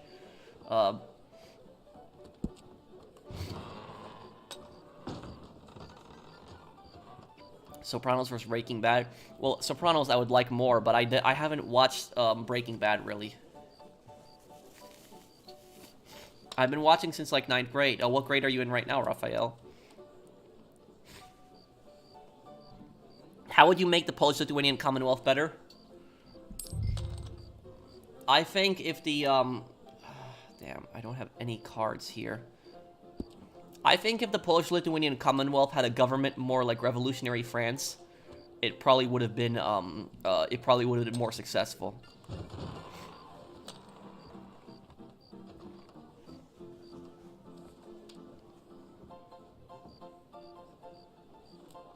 Pro, if you were president, would you look at European countries as a blueprint for mass transit? The thing is, though, is there are... Every single country does good...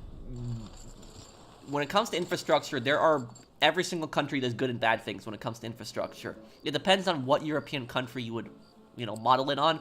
But infrastructure that works in Europe might not work in America. That's the thing about it, too.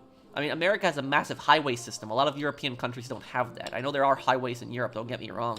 But there's a lot of European countries rely also on country roads in between. So, like, highways are still very much a new thing in Poland, for example. Like, my parents' country. People would take country roads a lot of times to get to cities, not highways.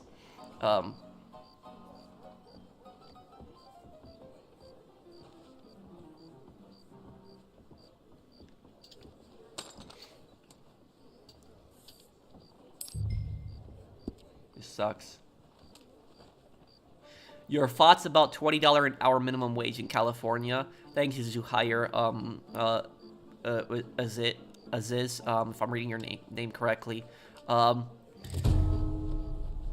Here's what I think about minimum wage. I think that I would be open to raising minimum wage, but on one condition. And that one condition for raising minimum wage would be if you lower all other taxes. Because if you lower the income tax, or get rid of the income tax altogether, then you could probably increase minimum wage, because then stores, businesses would have more money to pay for it. So I don't understand why politicians never talk about stuff like that. The politicians who always call for raising the minimum wage, they're always calling for more regulations. But why not do it where you lower regulations, lower taxes, and then raise the minimum wage? Why not do that? Because if you lower taxes, businesses have more money, and then you can raise the minimum wage at the same time because businesses now have more money and workers can get paid more. But if you try to increase the minimum wage and you don't decrease regulations, or even worse, you increase regulations, it's going to be worse. So I think that $20 an hour in California, California is a very expensive state to live in. It has a very high cost of living. So people need, a higher wage, but $20 an hour is also going to hurt a lot of small businesses, like, places like Walmart, places like that, like Best Buy. They're not really going to get affected by something like that, but then you have, like, really small businesses when you think about it. Like, just think about, like, a laundromat, for example, like a small laundromat, mom and pop shop laundromat, and they have, like, a worker there that's maybe, like, a cashier, helps, clean the laundromat, paying them, like, $20 an hour. Laundromats, depending on the location, aren't really going to make that much money. That could be hurting a business at that point. So I'll say that it really depends on the situation.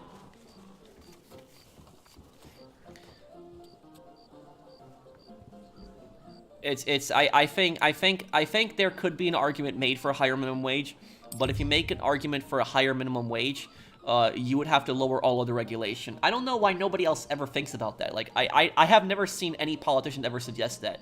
Like, every single time I see politicians suggest raising the minimum wage, they never talk about lowering taxes. Like, why doesn't somebody do something like that? Say, okay, we're going to lower taxes and raise minimum wage. Why don't you just do that? That'll basically be a compromise for both sides. And it's like an easier way to get things done.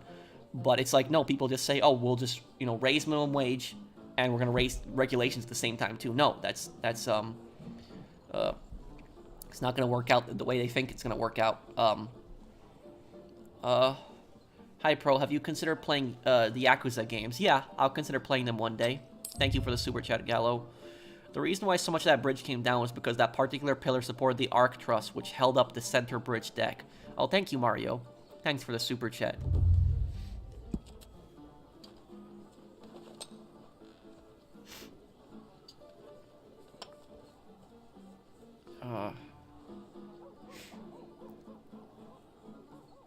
Look, what I will say about that is that the Confederate battle flag ultimately is, they fought for a government that supported slavery. That's ultimately what they ended up doing. And, for people that say, like, they support heritage, not hate, but how do I put it this way? It's just not a good flag for that. It's just the Confederacy was an evil government. It was a bad government. You know, it was I've read the Confederate Constitution, huge parts of it, and the Confederate Constitution outlines the reason for their secession, and they clearly say that the reason was slavery, where a lot of people are in denial about that. They think that it wasn't slavery. They think that it was over states' rights. You know, I support states' rights, but that was not over states' rights. That was literally slavery. Like, that's primarily the reason that they were seceding. It was an evil, you know, racist government. It was a bunch of, you know, rich elites, you know, that they wanted to keep slavery. That's pretty much the main reason for it. So I would say that there's nothing wrong with being proud of being a Southerner. There's nothing wrong with that. But, you know, don't use that flag. That's what I would put mostly about it. Is why don't you use your state flag? Like, you know, have like the Texas flag if you're from Texas, for example. There's nothing wrong with the Texas flag. But like having the Confederate battle flag, I don't think the Confederate battle flag should be banned because I think that's still a violation of free speech. But I don't think that it's a you know, a good symbol. That's what I'll put about it. Newsom is insane. If only you became Prezi of California. Thank you, Zuhair. But I live in California. Most people have to have roommates to survive. Rent for one room is $2,700. Only the rich can afford homes, unless you're in the desert. Yeah, and you know what I'll say about this is, do you know what the main reason that, and I'm sorry guys, I just have such a stuffy nose today, I'm sorry. Do you know what the main reason is for the really high rents in California? You know what the main reason is? People, a lot of what I see is people say on the internet that the reason that the rents are so high in California is because there's not enough homes being built. But even if you try to build homes are still extremely expensive to build in California. The reason that rent is so high in places like California, New York, Illinois, you know, those places, all three of those states have something in common. And you know what that thing that's in common is? They're very different environments. New York, you know, Illinois, and California. And California is a pretty hot place for the most part. Illinois is a little colder than New York, and then New York's also, you know, coastal place. The similarities between the three states, property taxes. That's what the similarity is that all three of those states, California, New York, and Illinois, have very high property taxes. If you look at states, if you just whenever you look up the rents in the states that have the low rents, really low rents, look up what the property taxes are in those states, because there is a correlation between these. The two are linked. The states that have really high property taxes have high rents. The states that have really low property taxes typically have low rents. The places in states that have low the states that have low property taxes and high rent. If a state has low property taxes and high rent, usually that place is in a very populated area, like a big city. So like so it would be probably a populated area like a big city, but most of the time there is a correlation between it, where it's the states that have the high property taxes and states that have high property taxes will have high rents. It just default by that because I'll tell you guys something. For example, is my parents' house. My parents have a house in Nassau County. And do you know what the property tax on my parents' home is in Nassau County? I have to ask my mom and dad what it is again, but their property tax, I think it's like 18 grand a year. That's ridiculous. Is $18,000 a year property tax? And you would think that my parents are living in some mansion. You're thinking that my parents are like living in a palace or something like that if they're paying like an $18,000, you know, property tax. No, my parents aren't. My parents are living in a 4-bedroom middle-class house that was built in the 1950s. That's what they are living in. And that's $18,000 a year property tax. So now think about it this way. Think about if I was a landlord. If I was a landlord and I was renting out my parents' house, right?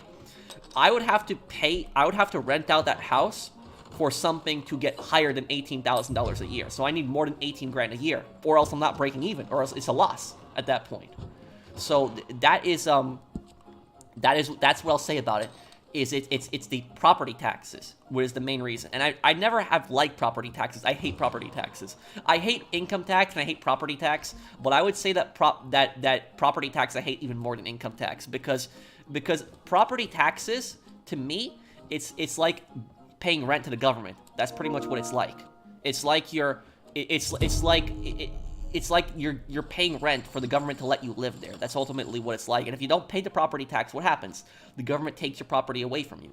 So that's I never just liked the idea of property tax, because somebody could save a huge amount of money their entire life. Like, they could just be saving money for most of their life, and they want to buy their dream home, like a home that they typically could not afford, and they're spending decades of their life, and then finally when they're about to retire, they want to buy their dream home, like a really, really big house, and then they finally buy it, but then they can't afford to keep it because the property taxes are just destroying them. So that's what I'll say about it, is I would blame property taxes, the high property taxes in California. I would blame that for the really high rents in California. There are other factors too, don't get me wrong, but I would say that a property tax is probably number one. You would have to rent it out for more than $1,500 a month to make a profit. Yeah, and so if it's $18,000 a year, so yes, $1,500. Yeah, so $1,600, and then yeah, so more than that, you'd probably have to. So that's Van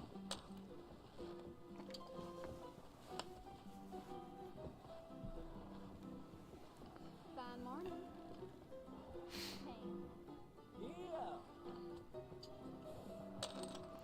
McDonald's workers in Denmark get $22 an hour, 6 weeks paid vacation, year paid maternity leave pension, plus universal health care, sick leave. In the U.S., that job can be around $10 an hour and no benefit.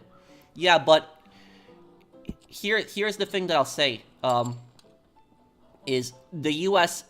spends a ton on its military, on its armed forces.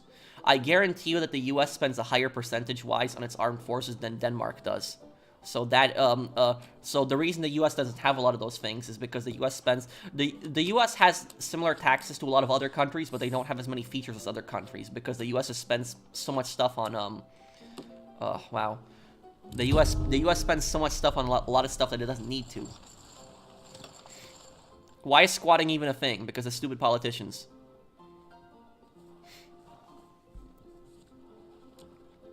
But I would tell you something though, like a boss, is notice what you said there. You said McDonald's workers get $22 an hour in Denmark. McDonald's can afford it. McDonald's is a multi-billion-dollar company.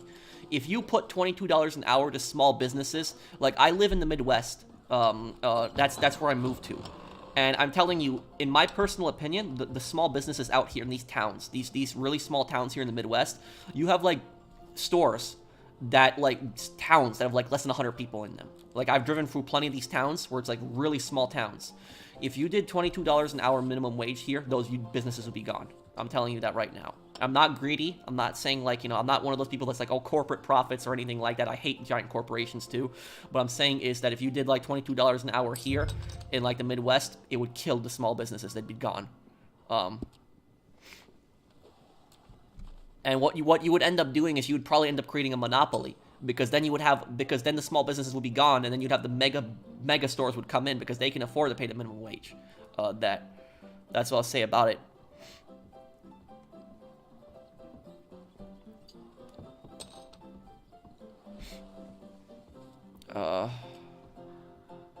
Okay, Pro, I'll see you next time. I'm gonna take your advice and rent out my only grandfather's cabin. I'm gonna go enjoy my birthday with my family and make a video. Maybe I get a shout out. Okay, Golden. Good luck to you, man.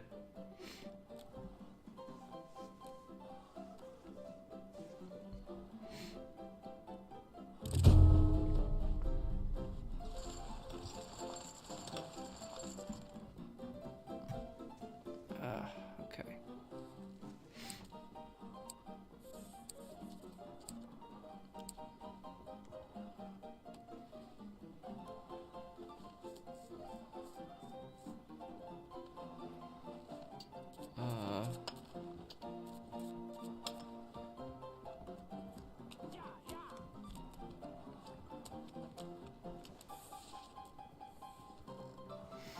Yeah, it depends on the town, of course, but big companies like Amazon, McDonald's, I think, can afford it. The CEO doesn't need a $100 million bonus. I agree with you. Yeah, a lot of these companies are greedy.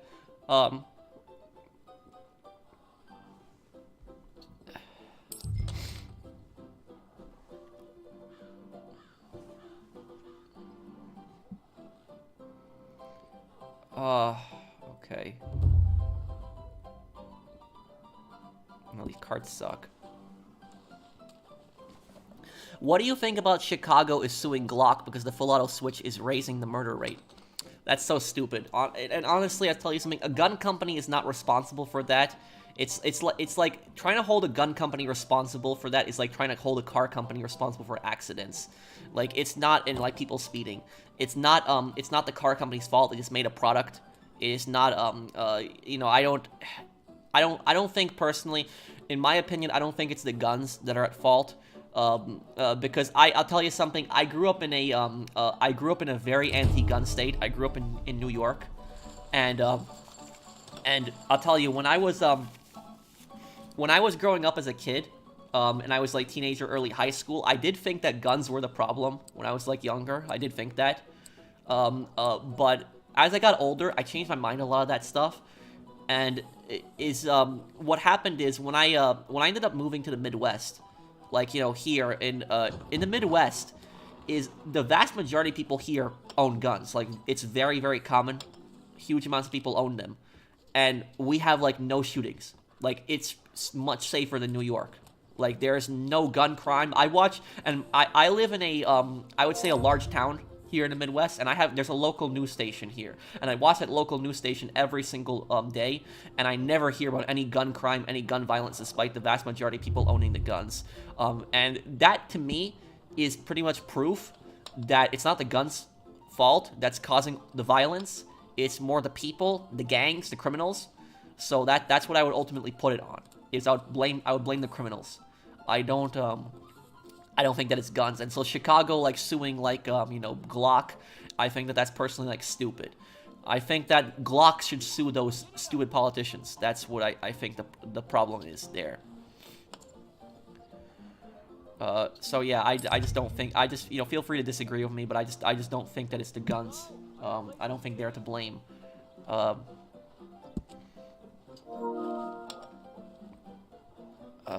you sure you live in America? Yes. I live in America.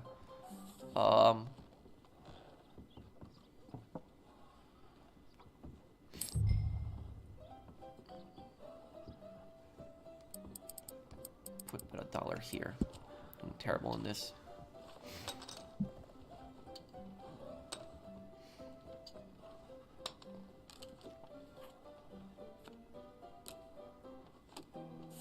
No, I don't think it's really politics. I don't think there's any talking about firearms. I don't think that's anything political. I think people make it political, but I don't think that it's anything political whatsoever. I don't think it really has. I think people make it political. That's just what I think about it.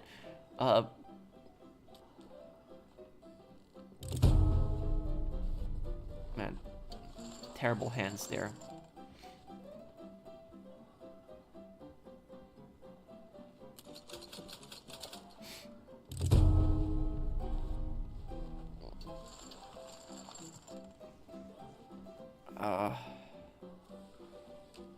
Would you ever game and stream at McDonald's? What?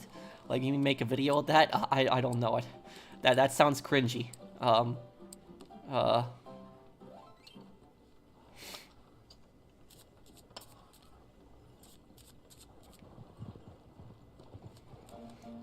Guns don't kill people. They were invented to give out hugs. Well, look, dude, it's, here's what I'll say about that. Is if you truly believe that, if you believe that, like, you know, guns are these, you know, horrible, evil things, then I'm assuming you would support your government being completely disarmed, and you would support the military being disarmed, your military having no guns, and I would assume you would also support the police in your country having no guns as well.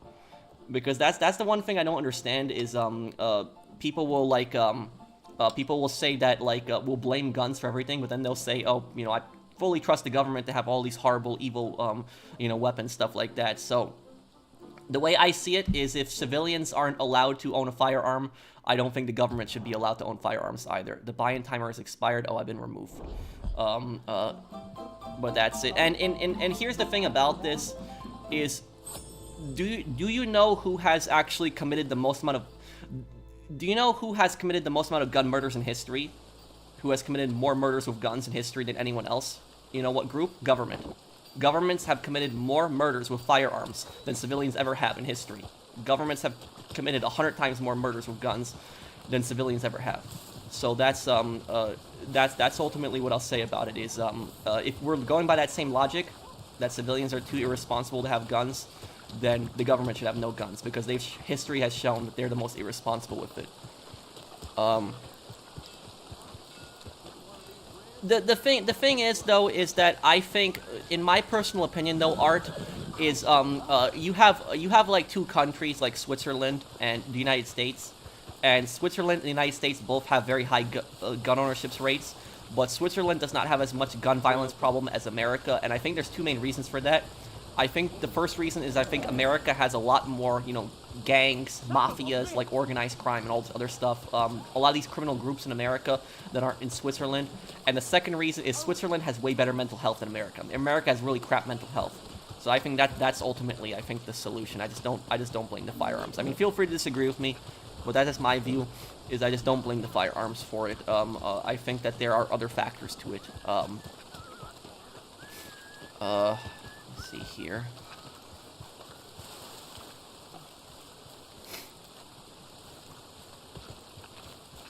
Chicago police say they're getting outgunned by the easily modified full auto Glock switches, while Glock doesn't sell, but their pistol design is easy to modify illegally. But the thing is, it's already illegal, so there's really nothing. It's already illegal what the gangs are doing. Hey, would you ever play Medal of Honor European Assault? Definitely. I would definitely be for it. I actually have Medal of Honor European Assault. I would be open to playing it. Let's see here. Let me see. Yeah, Switzerland is a very beautiful country.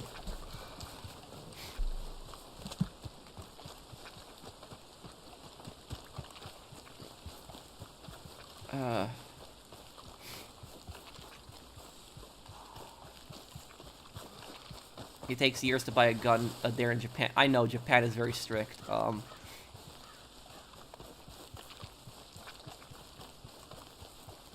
Is the Rising Sun flag okay for a profile pic, or can you get banned for that? And how much money do you want to stream at McDonald's? What? I would say that the Japanese flag itself, there's nothing bad about it. But the Rising Sun flag, I would say the Rising Sun flag could be very extremely offensive. Like, if you show the Rising Sun flag to people in Korea, China, like Vietnam, Taiwan, Burma, they would probably be extremely offended by that. The Mongolians too. So that was so I would say that is the Rising Sun is a bad flag.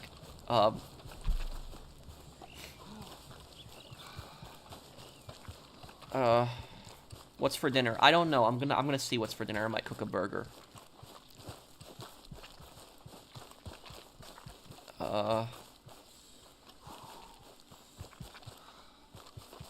How's my Spanish? Oh, I haven't practiced in like a couple of weeks. I should get back on that. But yeah, I've been slacking.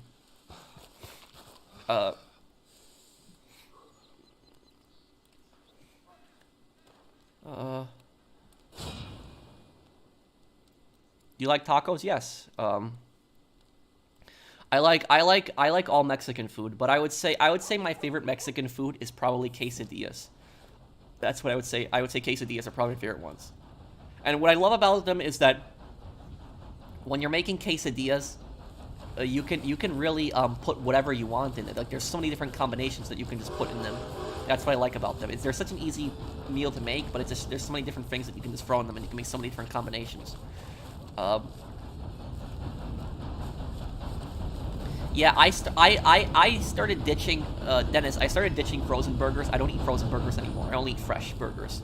So I decided to stop eating frozen burgers. Will I stream Silent Hill 2? I might play Silent Hill 2, considering the fact I never played Silent Hill 2, so it'll be my first time playing it. So I might do it one day.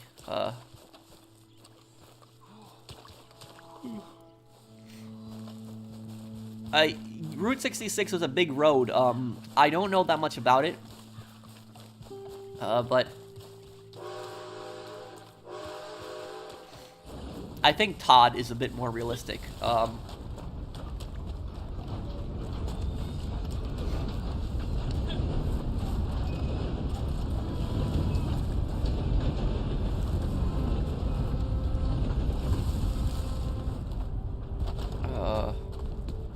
What's your question, GSFL? Hello, Los Santos Police Department. What's up, man? Does a switch make a Glock fire rate higher or something like that? It basically... A Glock switch will make a Glock full auto. The thing about that is that a full auto Glock would have insane recoil. And unless it's like in extreme close quarters, it's probably not going to hit what they're aiming at. That's what politicians oftentimes get wrong about guns, is they think that automatic guns are the most deadly, but you can make the argument that semi-autos are actually more deadlier than automatics because of the fact that semi-autos, it's one bullet at a time with each trigger, where automatics are going to typically have more recoil because they're going to be spraying around. So that's what I say is this: just because a gun fires faster doesn't necessarily mean that it's deadlier. That's politicians get that wrong all the time. Let me see. So what was your question there? Let me see. GSFL little hustler. What was your question? You said you have a question for me.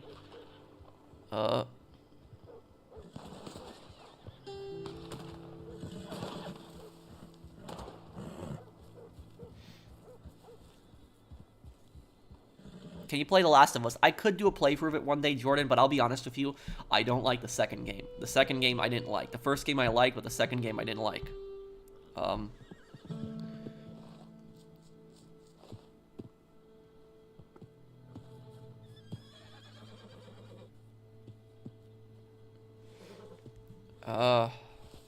Mallory, the thing about Mallory is Mallory had more missions in the original version of GTA 4. And do you know what was gonna be? There was actually gonna be a creepy mission in GTA 4 that was canceled. There's actually a deleted video of it on YouTube where you can watch it, where Roman would call Nico and tell him that he's like going on a date with some girl and not to tell Mallory. And it's like Mallory calls him and asks him where he is, that they're like doing something together. And what ended up happening is Nico has a choice of telling Mallory the truth, that Roman is cheating, or that he's with him. And the thing is, though, is that in both cases, if Nico tells Mallory the truth, it's like a deleted phone call. Roman gets really pissed at Nico and says, like, why are you telling her stuff like that? And then Nico says, like, we shouldn't be cheating on your girlfriend. And then if Nico lies to Mallory about, like, Roman not cheating, then Roman will thank Nico, but then Nico will be really pissed and he'll say, like, you know, I don't appreciate, like, you making me lie to Mallory like that. Like,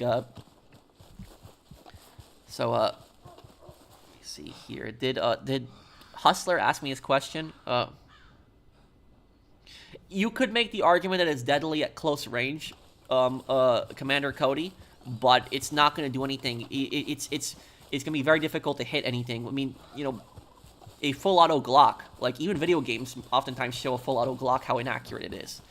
So, hey pro, it's me, Amanda. The Indian king name is Digiv Vaisin Jada, who refused Polish children.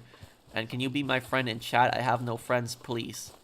Yeah, I mean, I can try to I could probably play with you on Red Dead or GTA if you ever want to play together. But what do you say? You refused Polish children? Didn't you tell me that they were that he had taken Polish refugees in?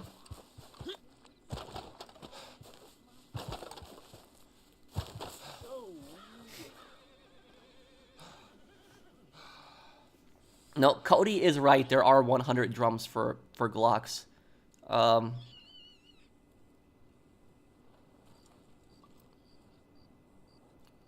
me see here. Can I play Assassin's Creed Mirage? Maybe one day I could play it. Could you add me on PS5? I could try to, Dennis. Trust your gut, folks. Step right up.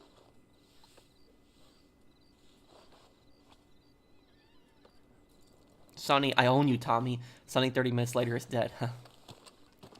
Oh.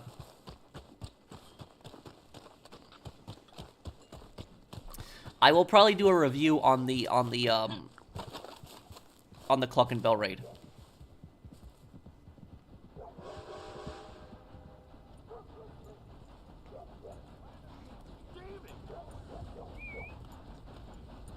Did Hustler ask me what he wanted to ask me? Let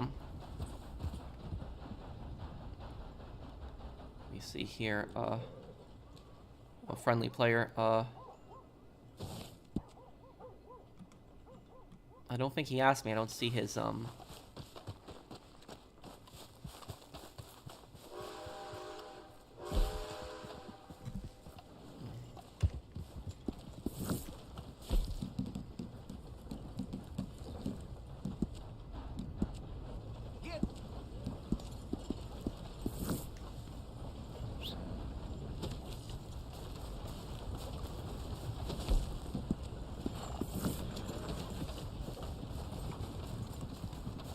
see if I can get this here.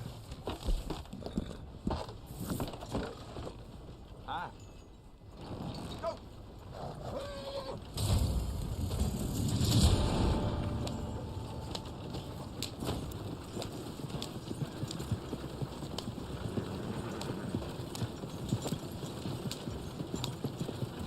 right here, folks.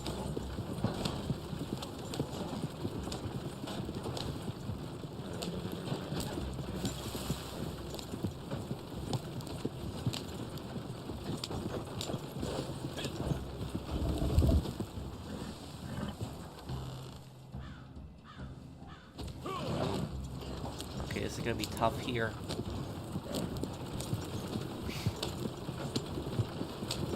Oh no, this is gonna hope I don't.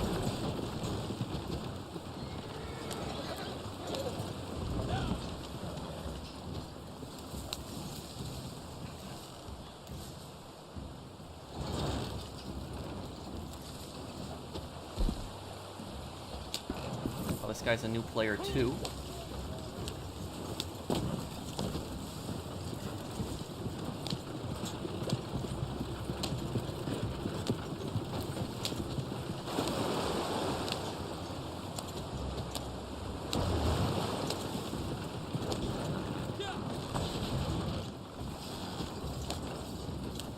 I'm probably not gonna be able to fit this thing in here. Oh, yeah. Ah, damn. That really sucked.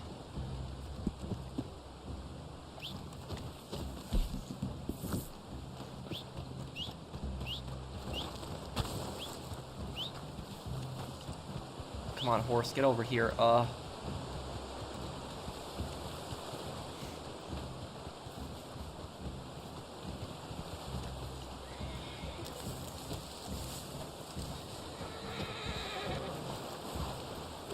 Who's worse, Kristoff or Dahlia? Probably Dahlia.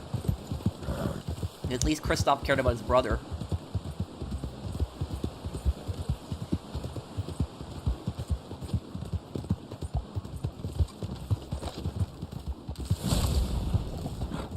Oh, escaped. Okay, I could try to add you, probably tomorrow, Dennis.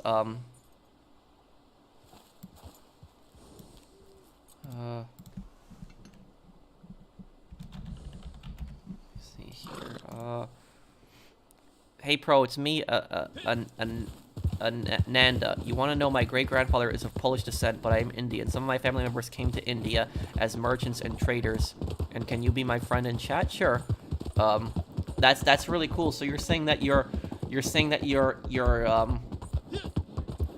great-grandfather was one of the Polish refugees during World War II that came to India?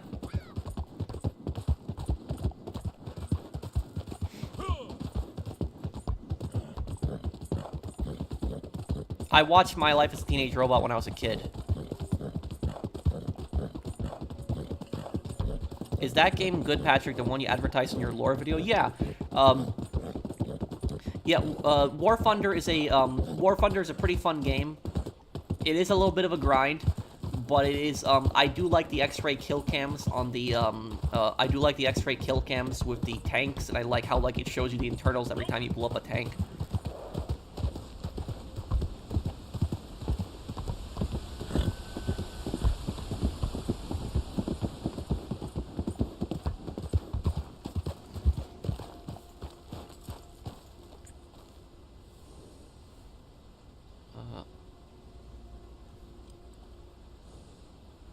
Starkweather and Dimitri are both horrible people. Yeah.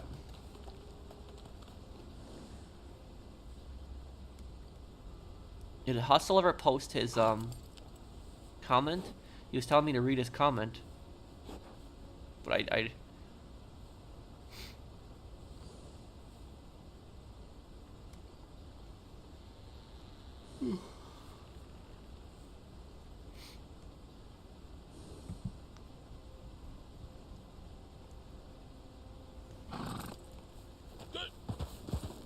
No, I don't remember most of it, Zach. I remember there was that short kid in My Life as a Teenage Robot, but I don't remember more than that. Well, Dahlia is definitely a psychopath, and Kristoff is a narcissist. Yeah, I would agree with that. I love these late streamers. Thank you, man. Manfred von Kummer would have definitely hated the jury system. Well, and the thing about this is the jury system, the moral in that story is a judge is only going to look at evidence, nothing more than that. But with a jury system is, here's the thing about that is, if that trial was a jury trial, the judge, or a judge trial by judge, Kristoff would have gotten away with it if it was trial by judge, because there wasn't direct evidence against him. Everything was just pretty much circumstantial. There wasn't direct evidence against him.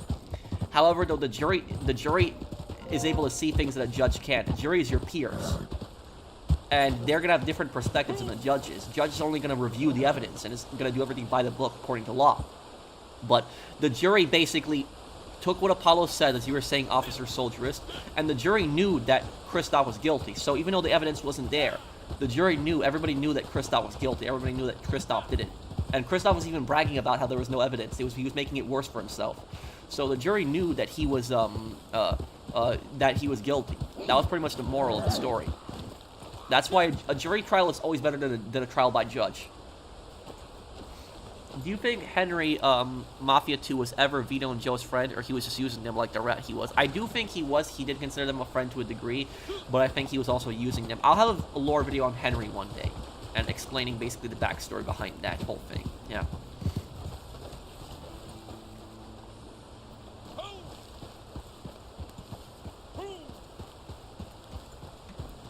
I'm actually ranked number 3 in my country's Royal Guard General. Gotta love the armor. This is awesome. Wait, rank number 3 in what?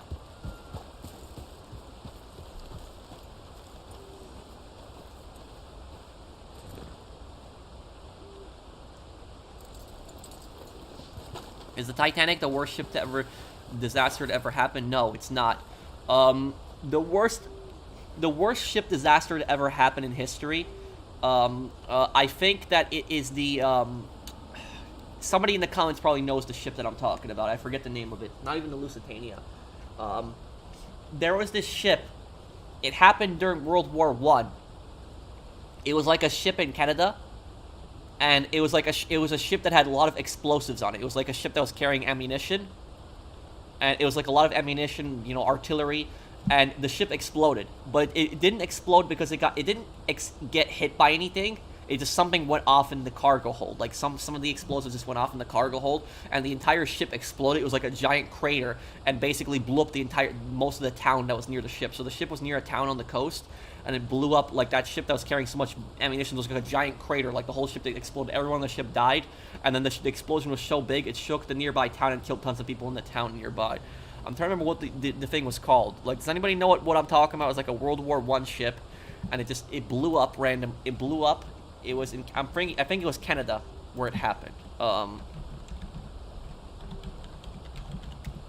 see. Yes, it was Canada. It happened in Nova Scotia, and it's the Halifax explosion. There's actually a picture of the explosion. You can see the explosion is massive, and the explosion killed 1,782 people. 9,000 were injured, so 1,782 people. So that's the thing is, have you ever heard about a ship disaster that killed people on shore? I mean, it does happen, but most ship disasters don't kill people on shore. This ship disaster did. So it was like a ship that had like a ton of explosives on it. Okay. It says it was a French cargo ship. It collided with a Norwegian vessel in the harbor of Halifax, and the Mont Blanc the French ship had explosives. It caught fire and exploded, and it killed people in the town. So apparently everyone on both ships died, and it was the largest human explosion it was apparently the largest human-made explosion at the time in history in 1917. So yeah, it happened 106 years ago, man. Yeah. So yeah, that to answer your question, that is that the Halifax disaster. That's probably the worst ship disaster in history. The Halifax explosion. Yeah. So that's probably the worst ship disaster in history.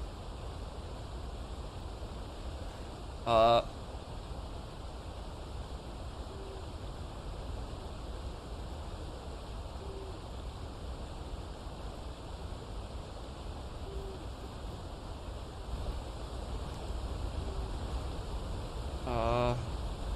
10th anniversary of Akame got killed anime. If you like action assassins, you'll love it. Main enemies are corrupt politicians, military officers, and much more. Hope you like it. Akame got killed. Okay, I'll look into it. I'll definitely look into it.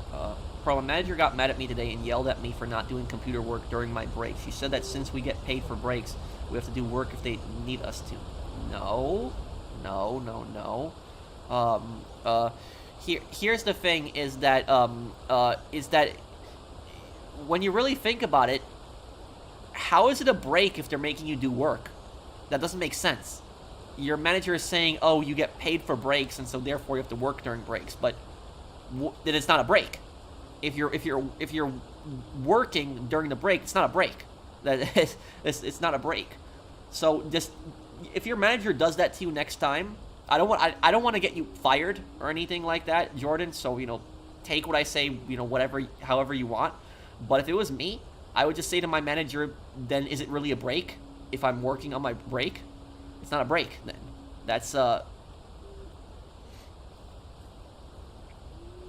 I speak Polish? Yes, I can.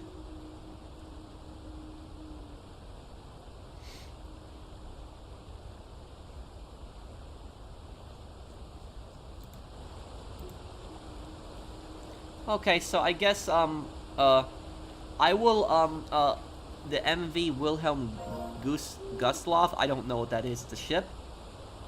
Let me look it up. Then I'll look it up. I'm gonna be going here, guys. I'm gonna have eaten dinner because I haven't eaten dinner yet. I'm starving. But let me look up this ship that that General wants me to look up. What? It's like a ship disaster that happened.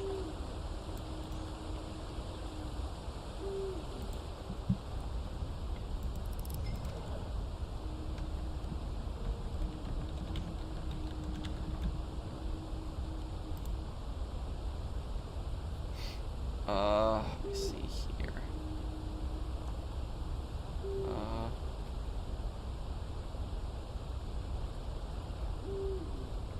Oh, I think I know what this is. I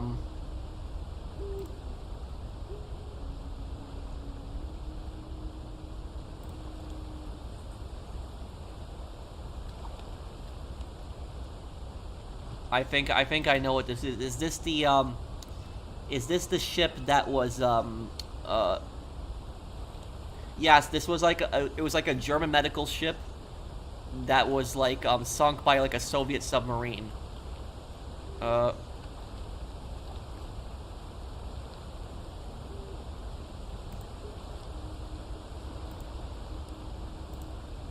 Did the Soviet submarine that sunk the ship, did they know that it was a hospital ship when they sunk it? Has that been proven? Did they actually know that it was a hospital ship? But if they did, that's horrible. That's messed up. Is that it doesn't you can't sink hospital ships in war. You can't do something like that. Even if it's your enemy, you cannot do something like that. You can't sink hospital ships. That's so I don't know. Has it been proven? Did the Soviets know that, General's alert, that it was a hospital ship or not? Can I speak Polish? Yes, I can. It's still horrible when it's a German ship. Well, it apparently it's a hospital ship. So it's like the Germans. Yes, the Germans were the bad guys during World War II, but a hospital ship is supposed to be a ship that doesn't have any weapons on it. It's just a ship that's carrying. I mean, the ship was not carrying any weapons, right? It was just a hospital ship. You cannot, you can't do something like that. But yeah, it's just that's it. The Japanese did that too. The Japanese during World War II would target hospital ships. They did that. They would target Chinese and American hospital ships. That they did that also during World War II. The Nazis also did the same thing. They did target hospital ships, but regardless, is hospital ship has just injured people on it, so you can't you cannot target it. Let me see here. Do you think there's evil in all of us, even if it's a tiny bit? I don't think anyone is. I don't think everyone is. I think that every single person on this planet has bad traits about them too, but I don't think there's a little bit of evil in everyone. I think there's negative traits that everyone has, but I don't think everyone has a little bit of evil in them. I think that there are people that are definitely evil, but I don't think everybody has a little evil in them.